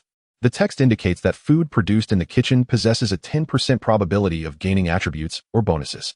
Yet it does not specify that the host must be the one to prepare it, does it? Moreover, the restaurant's description does not emphasize that it only affects the host. In contrast, the bathroom, which is similarly one of the 3 small rooms, explicitly states that it reduces the host's probability of developing hemorrhoids by 10%. This subtle distinction sparked a new thought in Lu Hong's mind. Very well, my maid must know how to cook. Can you? Lu Hong revealed a smile reminiscent of a cunning wolf as he casually inquired of the little she-wolf before him. Of course. How difficult can it be? Despite the fact that Arya had no cooking skills, she maintained an air of confidence. Isn't it just cooking? Can it be more challenging than horseback riding and archery? Chapter 12. The gap between people. What is that smell? It's unbearable. As Arya Stark stepped into Lu Hong's castle, she was assaulted by a pungent odor that made her grimace in distaste. Haha, unpleasant, isn't it? It's supposed to be, Lu Hong thought wickedly, maintaining a calm demeanor. If you wish to be my maid, your task will be to prepare this odorous food for me every day. What do you say? Regretting your decision? Lu Hong taunted. Regret? Absolutely not. Arya replied, her impatience evident. Then follow me. Without delay, Lu Hong led Arya into the kitchen, which was currently in disarray, littered with packaging from snail noodles. It really does smell terrible. Do you eat this every day? The flavor is quite intense. Arya found Lu Hong to be quite peculiar. Even his choice of food was something exceedingly difficult to endure. Now, I will demonstrate how to cook it. Your task for today is to prepare 100 bags. 100 bags? Arya was taken aback, as if she had seen a ghost, startled by Lu Hong's demand. What? Can't you manage it? Lu Hong cast a sidelong glance at Arya. Who says I cannot? I can definitely do it. Arya retorted defiantly. She refused to be looked down upon by Lu Hong or be expelled for her inability to fulfill his demands. That would be too humiliating. Very well, pay close attention. Lu Hong ceased his banter and proceeded to cook 3 batches of snail noodles right in front of Arya. However, none of these attempts yielded food with attributes. This left him feeling rather disheartened. Have you understood? Now it's your turn to try. Lu Hong gestured for Arya to begin cooking, preparing to oversee her efforts so that she could take on the laborious task for him. Arya had grasped the entire preparation process, and as soon as Lu Hong finished speaking, she began her endeavor.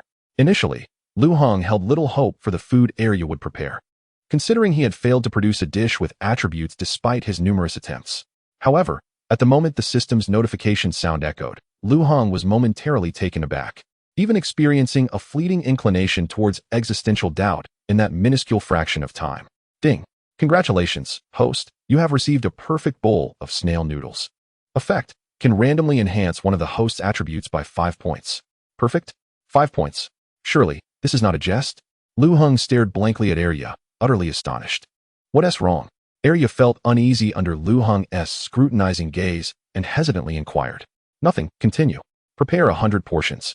Only then will today's task be deemed complete. Lu Hong took the bowl of perfect snail noodles from Arya and hurried towards the dining hall. Ding. Congratulations, host. For consuming the perfect snail noodles, you have gained 55 stamina points. Combat power, 161 stamina, 275 intelligence, 34 upon gazing at the latest attributes displayed on the system panel. Lu Hong exhaled a long breath, as though a heavy burden had been lifted from his shoulders, feeling immensely relieved. He had not anticipated that Arya possessed such a hidden talent, producing a perfect bowl of snail noodles on her very first attempt, which had directly augmented his stamina by a remarkable 55 points. It appears that my venture to enhance my attributes is not far from success, Lu Hong mused.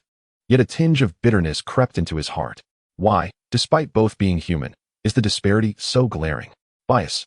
Just as he grappled with this pang of sorrow, the system's notification resounded once more. Ding. Congratulations, host. You have received an exquisite bowl of snail noodles. Effect can randomly enhance one of the host's attributes by 1 point.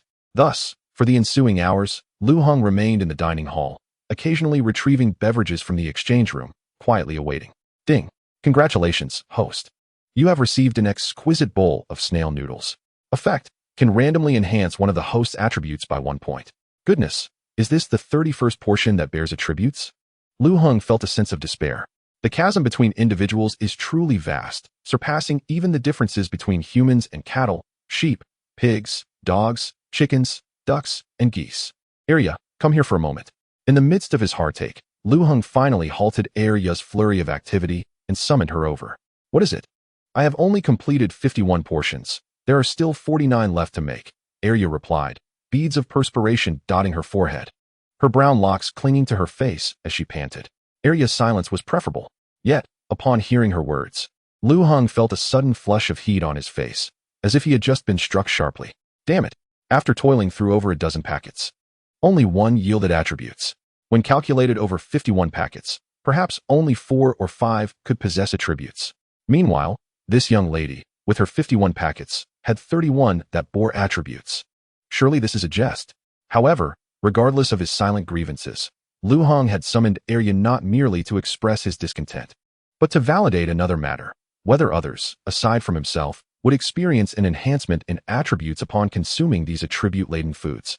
Take a taste of this, Lu Hong remarked, casting a glance at the attributes displayed above Arya's head. Arya Stark, identity, second daughter of Winterfell age, 9 strength, 6 stamina, 10 intelligence, 26, I would never eat that, Arya thought, feeling nauseated at the mere scent of the river snail noodles. If it weren't for the task of cooking 100 bags still unfinished, she would have long since fled from the kitchen and dining room, overwhelmed by the pungent aroma.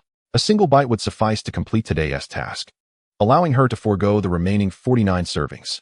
Lu Hong casually tossed out a suggestion. Let me think, Arya mused, her eyes glinting with mischief.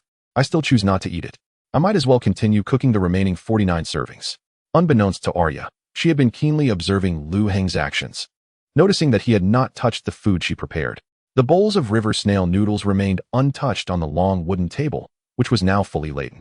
This dish, named river snail noodles, must be poisonous. Even if it weren't toxic, it surely could not be good.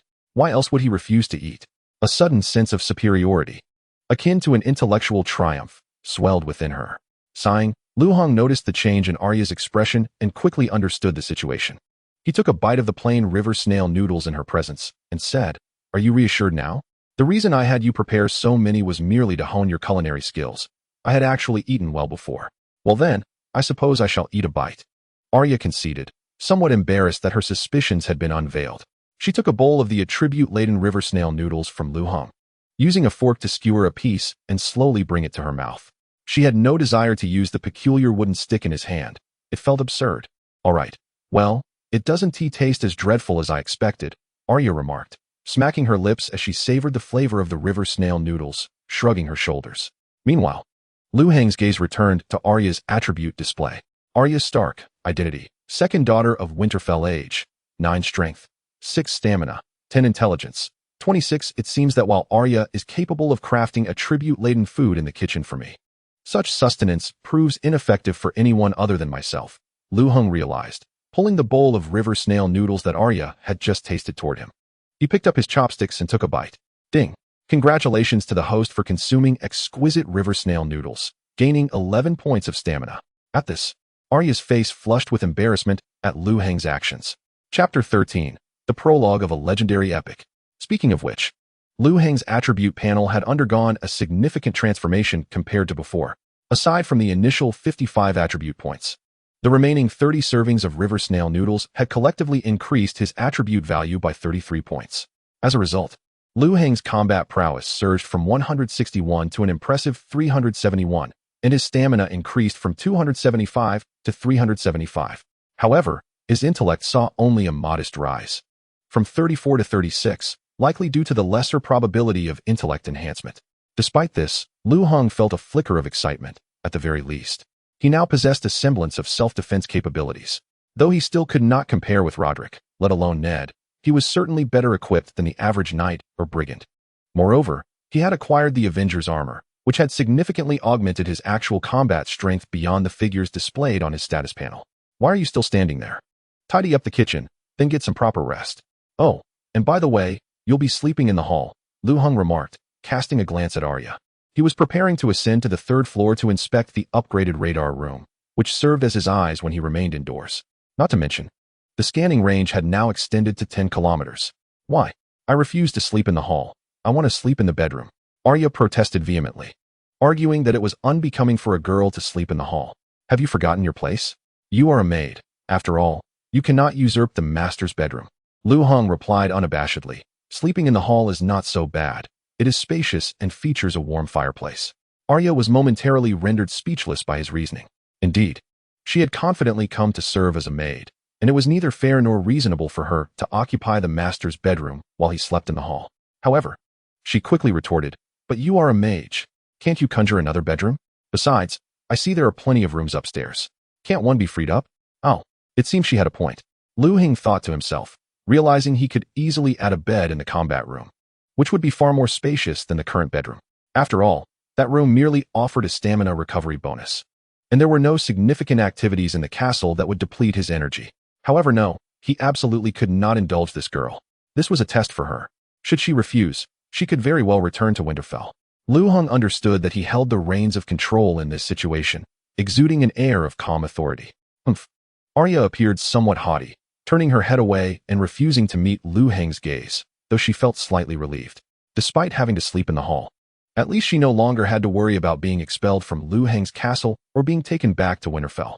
Observing that Arya seemed to accept his arrangement, Lu Heng chose not to elaborate further. He first made a trip to the exchange room, purchasing a plethora of snacks, beverages, plush blankets, and slippers, which he placed before Arya, before heading directly to the third floor. Upon opening the door to the radar room and gazing at the multitude of electronic screens, Lu Heng suddenly froze in shock. Wait, what is happening in that city? Upon casting his gaze around, Lu Heng was astonished to discover another castle within the surveillance range of his own fortress. The bustling activity was palpable, teeming with life. Could it be Winterfell? Why is Winterfell so close to me? No wonder Ned and the others quickly detected my presence. I had been rather careless. If it were not for this, how could Arya, that little girl, have so easily found her way to me? With this realization, everything from before suddenly became clear to Lu Heng. When Ned mentioned that his castle was built on their family's territory, this was precisely what he meant. How awkward it is to find oneself a neighbor of House Stark, no less as the kind of bully who has encroached upon their land. This is bound to breed resentment. Lu Heng sighed softly, yet he could not help but feel fortunate. It was thanks to the presence of the system that he could move forward without fear. Just then, he became captivated by a scene unfolding before him. On a grassy hillside, it appeared that Ned was about to execute a figure clad in black, who was shouting words like White Walkers. This seemed to be the prologue to the original storyline. Lu Heng suddenly understood. This must be a scene from the first episode of the series. The cloaked figure was a member of the Night's Watch, having witnessed the horrific slaughter of his comrades by the White Walkers. Terrified, he fled back south of the wall, only to be captured by the Knights of House Stark. It was clear that time was of the essence. He needed to grow stronger swiftly in order to secure a solid footing in the impending chaos. Although Lu Heng had a desire to remain passive, he was acutely aware of the harsh realities of the world of Game of Thrones. If he chose to ignore the world outside his castle, it would not matter much. Yet, Even a lethargic existence must occasionally bask in the sun. How could he remain forever ensconced in a safe zone? Moreover, for the system to level up and for life to continue, he needed to consistently amass glory points. Otherwise, he would find himself like a hermit cut off from the world, and once his glory points were depleted, starvation would surely follow. Furthermore, Lu Hong harbored a modicum of ambition.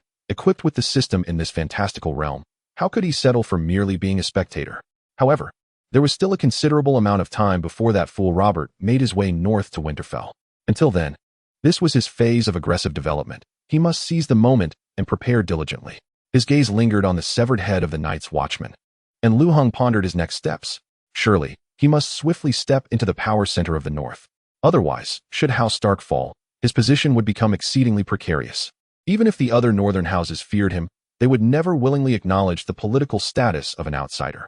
Even if I were to crush and dominate the various families with my own strength and seize power, the foundation of my rule would likely remain precarious, not to mention the other concerns. Therefore, it is imperative to adhere to the original plan and draw them into my camp through mutual interests.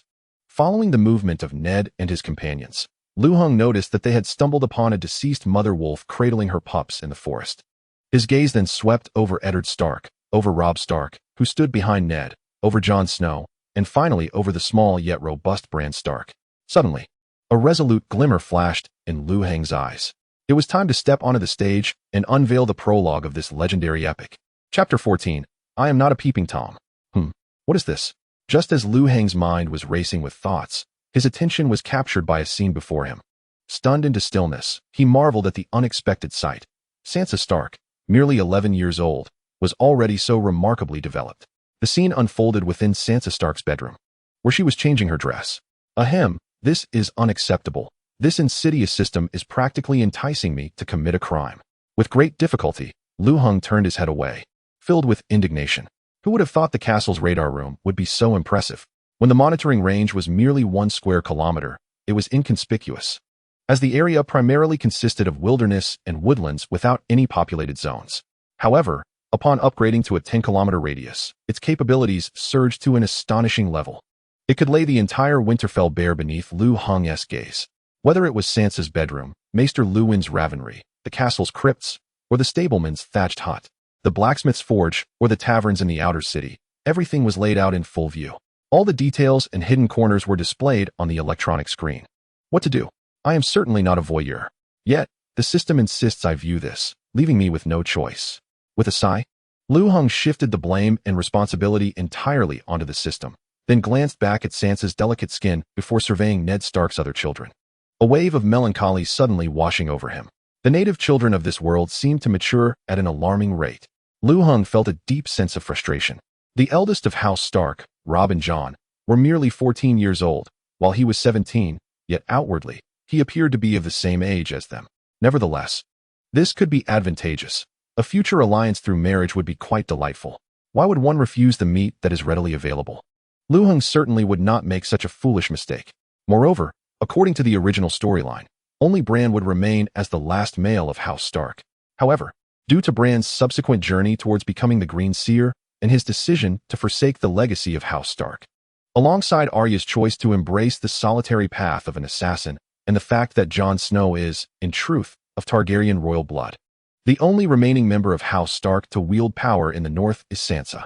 Yet, I recall that Sansa, in her earlier days, seemed rather unhinged, often acting in a whimsical manner. I must be vigilant, particularly concerning the 2 sons of Robert. It would be prudent to eliminate them preemptively to avoid any potential disruption to my grand designs. Of course, there is also the matter of the little stripling. While he possesses some capability, he is inherently a significant risk, and I shall need to devise a way to eliminate him as well. Lu Hong contemplated this quietly, believing there to be an opportunity to rid himself of Joffrey Baratheon and Tommen Baratheon. Although these 2 boys bear the Baratheon name, they are, in fact, the offspring of Cersei Lannister and Jaime Lannister. Yet to the majority of the uninformed, they represent the legitimate heirs of the Baratheon dynasty. Moreover, in Sansa's eyes, they are undoubtedly the future kings. This is an irresistible temptation for Sansa, who initially harbored aspirations of becoming queen. Naturally, Lu Hong did not fret over the repercussions of removing these unfortunate lads. In his view, it merely meant that the conflict would erupt a bit sooner. Nevertheless, I should not dwell on such matters for now. One must tread carefully and proceed step by step, as these two are still in King's Landing. I have yet to attain the power to decide who lives and who dies at will, but that little stripling can indeed be dealt with prematurely, Lu Heng mused silently. Just then, a notification from the system indicated that someone had arrived near his castle. Upon closer inspection, he discovered it was Ned and his companions. What could they possibly want? As Lu Heng pondered this, he hastily descended the stairs and opened the castle door. He reclined in an armchair, propping his legs up while instructing Arya to stand beside him, awaiting the visitors. Why must I stand while you sit? Arya expressed her discontent, having been promised the grand hall for herself, only to have it commandeered. What? Have you forgotten your place? You are but a maid. When the master entertains guests, can the maid simply sit? Lu Heng replied with a straight face, feigning righteousness. Who forgot? Humph. A maid is a maid. But once the guests depart, you must fetch me more of those, she retorted, pointing to a red plastic bag. Way-long spicy strips. Ah, welcome to the new comrades of the spicy party. Lu Heng replied in a hushed tone. What did you say? What party? Arya asked, bewildered. However, Lu Heng fell silent, his gaze settling on the castle entrance. Deep and inscrutable as an abyss, causing Ned and his party, who had just arrived, to feel a sudden chill run down their spines. This scoundrel seems to be awaiting someone. Although it was the first time Robb Stark had laid eyes upon Lu Heng, he had cursed the man countless times in his heart.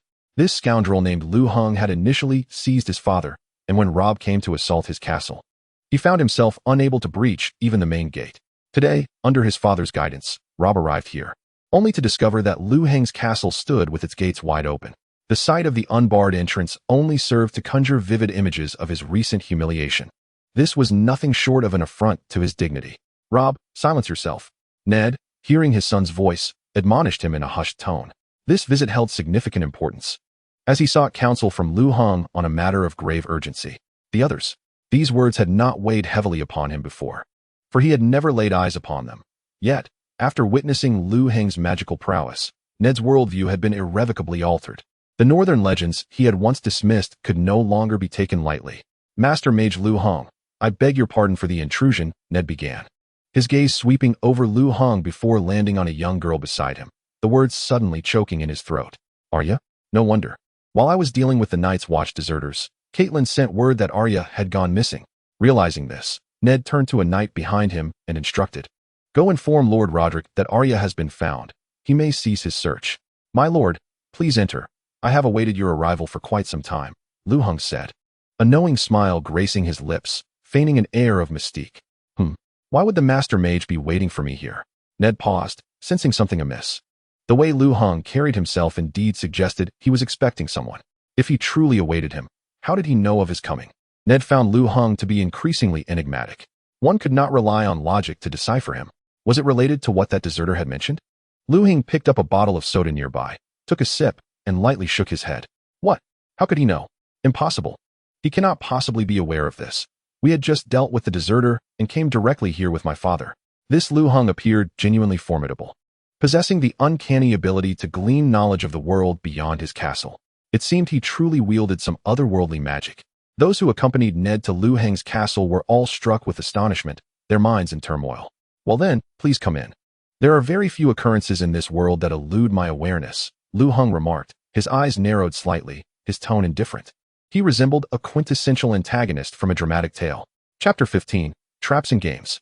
Please, take your seats. Lu Heng gestured toward the chairs flanking him. As Robb's gaze caught sight of Ayers, who stood beside Lu Heng, he intended to voice an inquiry, but was promptly restrained by Snow.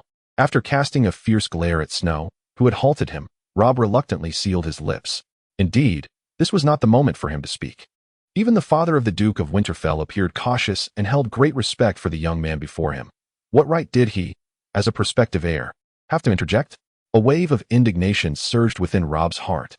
Thank you, Ned nodded, then urgently continued, Master Lu Heng, since you are aware of our purpose, I shall not beat around the bush. This matter has been quite vexing for me. The Knights of Winterfell have captured a deserter from the Night's Watch, who insists that the others have appeared north of the wall. Do you believe this to be true? Lu Heng slightly shook his head, a peculiar smile gracing his features. I truly cannot say. Ned lowered his gaze, noticing the dark stain of blood that had splattered onto his robe when the deserter's head was severed. His brow furrowed in concern. Really, you have no idea? Then why have you sought me out? Lu Heng's expression bore a hint of disdain. As if he could surmise Ned's thoughts, he suddenly rose, appearing ready to depart. "Wait, Master Lu Hong. I have been foolish. I implore you to guide me." Ned hastily interjected. He had reached a conclusion within his own mind. The others were indeed real. In truth, arriving at such a judgment was not particularly difficult for Ned. In the original tale, Eddard Stark's intellect was not lacking. On the contrary, in several respects, he surpassed many. However, one flaw ultimately led to his demise and the tragic fate of House Stark: his naivety and lack of political acumen. In other words, he was not a competent player in the game of power. This shortcoming was not his alone. Robb and Jon also shared it. Throughout House Stark, only one, having endured countless hardships, ultimately demonstrated growth in this regard. I do possess a solution, albeit it is divided into 3 tiers: upper, middle, and lower. I wonder which you would prefer? Lu Hong teased. In reality, he had but a single plan. 3 tiers? Ned was momentarily bewildered, having never encountered such audacious trickery. He began to pant heavily, thinking Lu Hong was indeed confident, and quickly inquired, "What distinguishes these 3 plans?"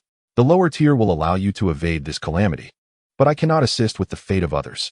The middle tier will enable you and your family to escape this disaster, while the others will be left to their own devices. The superior strategy, however, allows most of the people in the north to evade this calamity together." "I wonder which plan the Duke would prefer to hear," Lu Hong remarked with a faint smile, while inwardly he scoffed. "After all, I merely suggested evading the threat of the others, not the calamity that befalls King's Landing.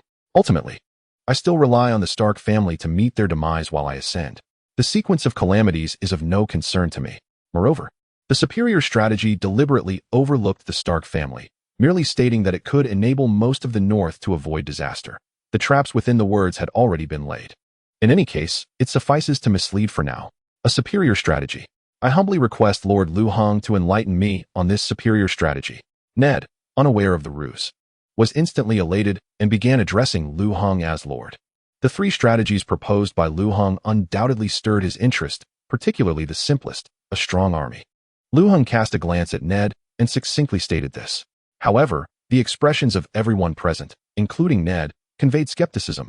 Ned appeared somewhat disappointed, while Robb openly displayed his disdain, and even Jon Snow couldn't help but feel that Lu Hong was merely a figure of hollow reputation. "Humph, a strong army? Are our northern forces not powerful enough? I firmly believe that under my father's command, no one in the 7 kingdoms could possibly defeat us." Robb Stark finally could no longer contain his rebuttal. As the future leader, he was acutely aware of the combat prowess of the Northern Army. After all, it was his father, Eddard Stark, who led the Northern forces to victory against the Mad King. Even the Lannister forces, commanded by the old Lion Tywin, could not be compared to them. "Huh." Lu Hong scoffed coldly, neither agreeing nor disagreeing. Indeed, the Northern Army's combat strength is commendable, yet to someone like Lu Hong, who has seen far and wide in the lands of the East, such a level of army is exceedingly inferior. Among the 7 kingdoms, the states during the late Eastern Zhou period far surpassed those in Westeros. The armies led by figures like Bai Qi and Wang Jian of the Qin, Lian Po and Li Mu of Zhao, and Qin Kai and Lu Yi of Yin could effortlessly crush Ned's northern forces by dozens of streets.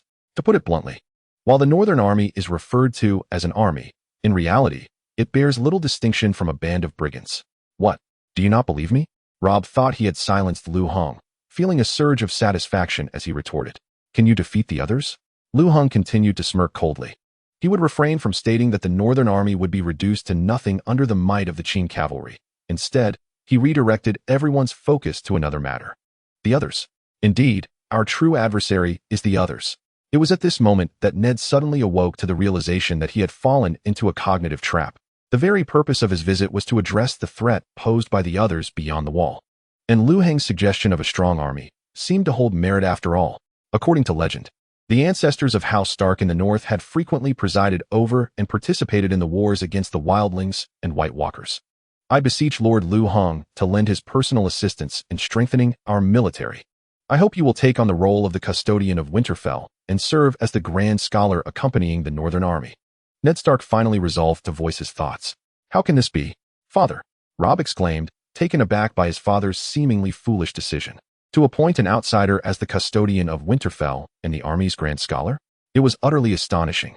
Although the positions of custodian and Lord of Winterfell were not equivalent, the disparity in status was immense. To so easily bestow such authority upon a stranger seemed nothing short of farcical. Silence. Yet Ned appeared resolute. casting a fierce glare at Rob before turning to Lu Hong with a look of inquiry. His motivation was not a spontaneous whim, nor merely a strategy for military strength. Instead, he sought to bind Lu Hong irrevocably to Winterfell, to the war chariot of House Stark. This would elevate their relationship to a new echelon, allowing Lu Hong, a sorcerer of mysterious powers, to become a formidable new weapon for the Stark family, one even sharper and more intimidating than the famed Valyrian steel. Yet, alas, his foolish son remained oblivious to his father's intentions. Well, as for the custodian and grand scholar, I have no interest, Lu Hong replied. Though he desired to be at the center of power in the north, he had no intention of stepping into such a subordinate position. Should he become the custodian of Winterfell, his identity would be forever marked by the Stark family emblem, relegating him to the status of a mere wolf subordinate, rather than that of the direwolf king, like the Starks. Even if House Stark were to perish, his political standing in the north would eternally be beneath that of other family leaders. This was not merely a matter of personal strength, but of prestige. Prestige, while seemingly trivial at times, could be the decisive factor in the balance of power. Is it not evident that in ancient China, the concept of nurturing one's reputation has always been revered? Upon hearing Lu Hong's outright refusal, Ned felt profound disappointment and hesitated. However, I can agree to serve as your personal advisor, Duke of Winterfell, aiding you in implementing your strategy for military enhancement. Lu Hong spoke slowly, his voice soft. Being Ned's personal advisor and serving as the custodian of Winterfell represented two distinctly different identities. One possessed inherent independence, while the other was indelibly marked by the direwolf's insignia. One fostered a close connection solely with Ned, while the other would be subject to the entire Stark family. One paved a broad path to future prominence, while the other led to an increasingly constricted dead end. In that moment, when Ned suggested he take on the role of custodian, Lu Hong began to question whether Ned had suddenly awakened a political acumen within himself. However, as Ned readily accepted the proposal he had presented, Lu Hong felt that he had indeed overthought the situation. It is an honor for both myself and the entire Stark family that you would deign to become my personal advisor. I would gladly swear an oath before the old gods. Stop. There is no need for you to swear. Lu Hong rudely interrupted Ned, who was about to take an oath. He neither believed in nor desired to engage in such rituals.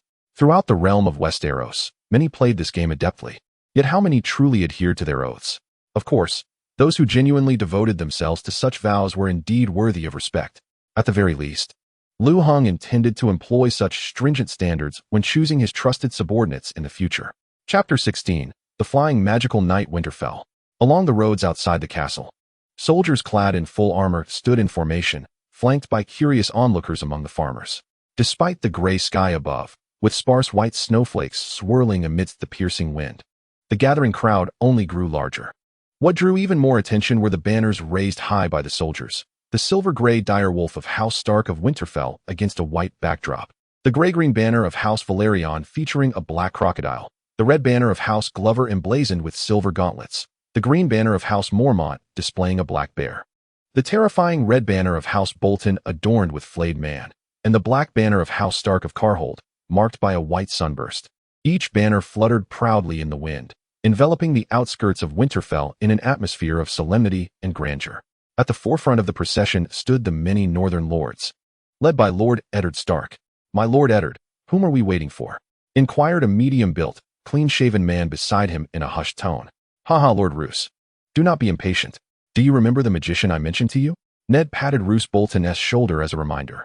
"The magician? The one who allegedly detained you?" Lu Hong. Roose Bolton furrowed his brow and replied gravely, genuinely puzzled by Eddard's intentions. "Indeed, it is he." Ned nodded, addressing the other lords. "The magician Lu Hong has now become my personal advisor, and the matter for which I have summoned you all pertains to him." "What?" The crowd was taken aback, and soon various expressions emerged: surprise, confusion, anger, and derision, all in abundance. In an instant, a cacophony erupted around Ned. "My lord, how could you be so easily deceived by a foreign charlatan? Indeed, my lord, that scoundrel is undoubtedly a fraud. When he arrives, I vow to turn him into mincemeat. Humph. Such a person deserves no mercy. His head should be severed." However, Ned did not deter these individuals. He merely cast a fleeting glance over the crowd, a subtle smile playing upon his lips, seemingly indifferent to their reactions. For he was acutely aware that what one hears may be deceptive, while what one sees is irrefutable. Upon witnessing Lu Hong with their own eyes, these lords of the north would inevitably experience the same astonishment and awe that he had felt upon their first encounter. Yet, one individual unexpectedly captured Ned's attention, Roose Bolton. Unlike the others, Roose did not exhibit any signs of agitation. His gaze flickered, as if lost in contemplation. After all these years, you remain as enigmatic as ever, Ned mused silently within. Roose Bolton, the head of House Bolton, had always been one of the most unsettling figures for Ned, much like his family, despite having followed him for years. Engaging in numerous campaigns that contributed significantly to the downfall of the Targaryen dynasty, the threat he posed had only deepened over time. Just as countless ancestors of his had clashed with House Stark, pillaging and battling, Roose Bolton felt akin to a razor-sharp blade, capable of skinning Stark at a moment's notice. It was well known that even today, whispers persisted that the Bolton family's secret chamber housed the skins of Stark family members from a century past. Nevertheless, Ned was confident that under his dominion, anyone foolish enough to attempt any reckless endeavors would find only a path to demise. Eddard Stark slightly shook his head, diverting his attention from Roose Bolton, casting his gaze towards the southwest, continuing to await the arrival of the individual. Suddenly, just as a tingling sensation began to creep into Ned's feet, a piercing scream rang in his ears. By the old gods, what am I witnessing? With that cry, the lords, having long since lost patience, abruptly lifted their heads. In the distance, a figure was rapidly approaching Winterfell, soaring along the horizon. What on earth is that? It appears to be a knight clad in armor. Impossible. How could there be a flying knight? Who says it's impossible? The kings of the Targaryen dynasty could do so, albeit while mounted on dragons. But this being can fly unaided. It is utterly incredible. Boom, boom, boom. At last, the figure, accompanied by a deafening roar, descended before the gathered company. It landed with such force that it stirred up miniature whirlwinds, pulling the snowflakes in the air together to form a visible white vortex. Whoosh! The air was thick with tension and urgency, compelling the lords to instinctively draw their swords, pointing them at the flying knight. Even Roose Bolton was not exempt from this reaction. In the face of the unknown, few can remain unmoved. Welcome to Winterfell, Lord Lu Hung. Ned suddenly stepped forward, speaking with a courteous tone. Thank you, Your Grace.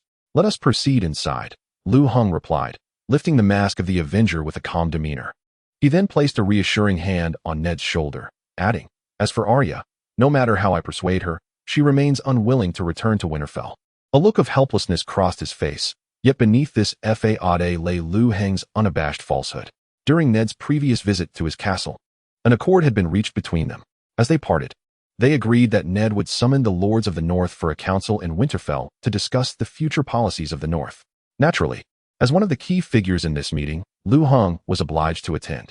Thus, following their agreement, he had not only urged Arya to expedite her preparation of a tribute-enhancing food, but had also spent a substantial amount of his honor points in the exchange room to acquire a bulletproof vest, capable of withstanding armor-piercing rounds. Though somewhat cumbersome, this weight was negligible for Lu Hung, whose attributes had surged dramatically through enhanced nourishment. Moreover, he had donned the Avenger armor for this occasion and had compelled Arya, eager to join him in flight, to remain within the castle. After all, the Stark family was well aware that Lu Heng's fortress was impenetrable. From another perspective, Arya's presence there served as a form of leverage, a secondary assurance of Lu Heng's safety. Chapter 17. The prelude to preparation indeed, beyond Arya, the bulletproof vest, and the Avenger armor. What instilled Lu Hung with the greatest confidence was his attribute panel, for it was this that truly reflected his strength, always ready to manifest when needed. Host, Lu Hung age, 17 combat power, 58 stamina, 43 intelligence, for 04 health status. Healthy location, Westeros. Winterfell honor level, somewhat notable, honor points, 38, awarded by the system based on the host's actions and influence. Glancing at his attributes, Lu Hung felt a surge of confidence. In just a few days, he had elevated his prowess to such formidable heights through attribute-enhancing food. Given more time, he would likely surpass those present with ease. However, for this meeting at Winterfell, he had expended all his honor points. Thus, the most pressing matter before him was to find a way to replenish that pitiful amount. Soon, Lu Hung and Ned led the way, followed by the other lords of the North, as they entered the council hall within Winterfell. Previously, Robb and others discussed how to rescue Ned from the clutches of Lu Hung. All right, everyone, please take a seat. Once all were gathered, Ned instructed Ser Roderick to arrange for servants to bring forth some food for the heads of the families before he finally spoke. Lord Eddard, if you have any commands, please share. Those present are not outsiders. A middle-aged man with a white beard remarked, casting a scrutinizing glance at Lu Hong. Lu Heng, in turn, observed him intently for a brief moment. Judging by his appearance, this man's features bore a resemblance to the Stark lineage, tall and possessing sharp, hazel eyes. Ricard, still so impatient. Ha. Ned dismissed the remark lightly, well aware of his relative's temperament. As a branch of House Stark, Ricard Stark was known for his impulsive and boisterous nature, which, in turn, inspired Ned's trust in him. Very well, I shall speak. I trust everyone here is familiar with the White Walkers? A flicker of barely perceptible concern crossed Ned's gaze as he surveyed the assembly. White Walkers? Familiar, yes, but merely legends, exclaimed one lord. Indeed, Lord Eddard. Have you possibly encountered a White Walker? The gathered lords appeared momentarily taken aback, then most erupted into laughter, clearly dismissing the notion of the legendary creatures. After all, neither they nor their forebears had ever witnessed such fantastical beings in their lifetime. I have not seen them, but some have. Ned remained unperturbed by their reactions, having anticipated their skepticism. Who has seen them? Questioned Lord Lewin, taken aback. A deserter, a member of the Night's Watch, whom I have already slain, Ned replied, his expression devoid of embarrassment, for regardless of the veracity of the deserter's claims, as the guardian of the North, he deemed it his duty to pass judgment. So, is there no evidence then? Lady Mormont of Bear Island furrowed her brow. Though she remained loyal to House Stark, like all its former leaders, she approached the subject of the impending threat with caution. I can provide evidence. At that moment, Lu Hong interjected, plunging the chamber into silence. All lords, save for Ned, fell into deep contemplation. The mere fact that Lu Hong could soar through the skies was astonishing enough, but it also lent a weighty significance to his words. Indeed, in a way, his very existence was a fantastical reality. It seemed fitting that he could validate the emergence of the White Walkers. However, there is no need for excessive concern. The White Walkers' incursion beyond the wall shall take considerable time. Before that moment arrives, your focus should be on sharpening your claws and teeth. In other words, you must strengthen yourselves. Otherwise, the impending calamities will relentlessly erode and annihilate the North. A piercing light flickered in Lu Heng's eyes as he spoke with conviction. Indeed, before the White Walkers launch their assault upon the North, our foremost priority is to fortify our armies, uniting all possible forces and preparing thoroughly. Eddard Stark nodded in agreement. But what if the White Walkers do not come? Ricard inquired, his expression a portrait of confusion, mirroring the sentiments of many present. What if the North readied itself, yet the White Walkers failed to materialize? It is essential to recognize that war is an extraordinarily resource-intensive endeavor. When the entire North operates like a war machine, the normal lives of the populace are bound to suffer. Furthermore, should the news of the impending White Walker threat be disseminated, how would we manage the ensuing widespread panic? And what if the king in King's Landing hears of the North's military preparations? What conclusions would he draw? These are pressing questions that require answers. Are you questioning me? Lu Heng stepped forward, shaking his head. But it matters little. The truth will validate my words. Yet, before that, is it truly detrimental for your armies to grow stronger, regardless of the White Walker's existence? Ricard intended to argue, but found himself rendered speechless. Just as Lu Hong articulated, regardless of the White Walker's presence, the strengthening of the northern armies ultimately serves their interests. However, training troops, stockpiling provisions, horses, and weapons are conspicuous undertakings that will inevitably alert the lords of the South. I understand your lingering concerns, yet there is no need for such apprehension. Lu Heng's fingers gently tapped against the table, a slight smile gracing his lips. If the White Walkers do arrive, your military preparations will become the pivotal element in saving the entire North and the southern lands. Even if it provokes temporary misunderstandings, it will yield greater benefits in the future, making all of Westeros aware of who truly stands as the guardian of the realm. And if the White Walkers do not exist, you can use their specter as a rationale to train your armies and mobilize resources. Who could possibly oppose you? While you may lack evidence of the White Walkers' existence, others also lack proof of their non-existence. Moreover, would King's Landing wage war against the North over this matter? Certainly not. Robert would never initiate conflict with the North. He knows me, and I know him.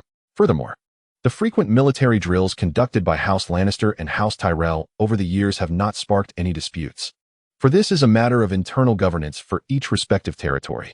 Even King's Landing has never set a precedent for unwarranted interference, Eddard added. As Ned's words resonated, the leaders of the northern houses lifted their gazes toward him, their faces alight with newfound clarity.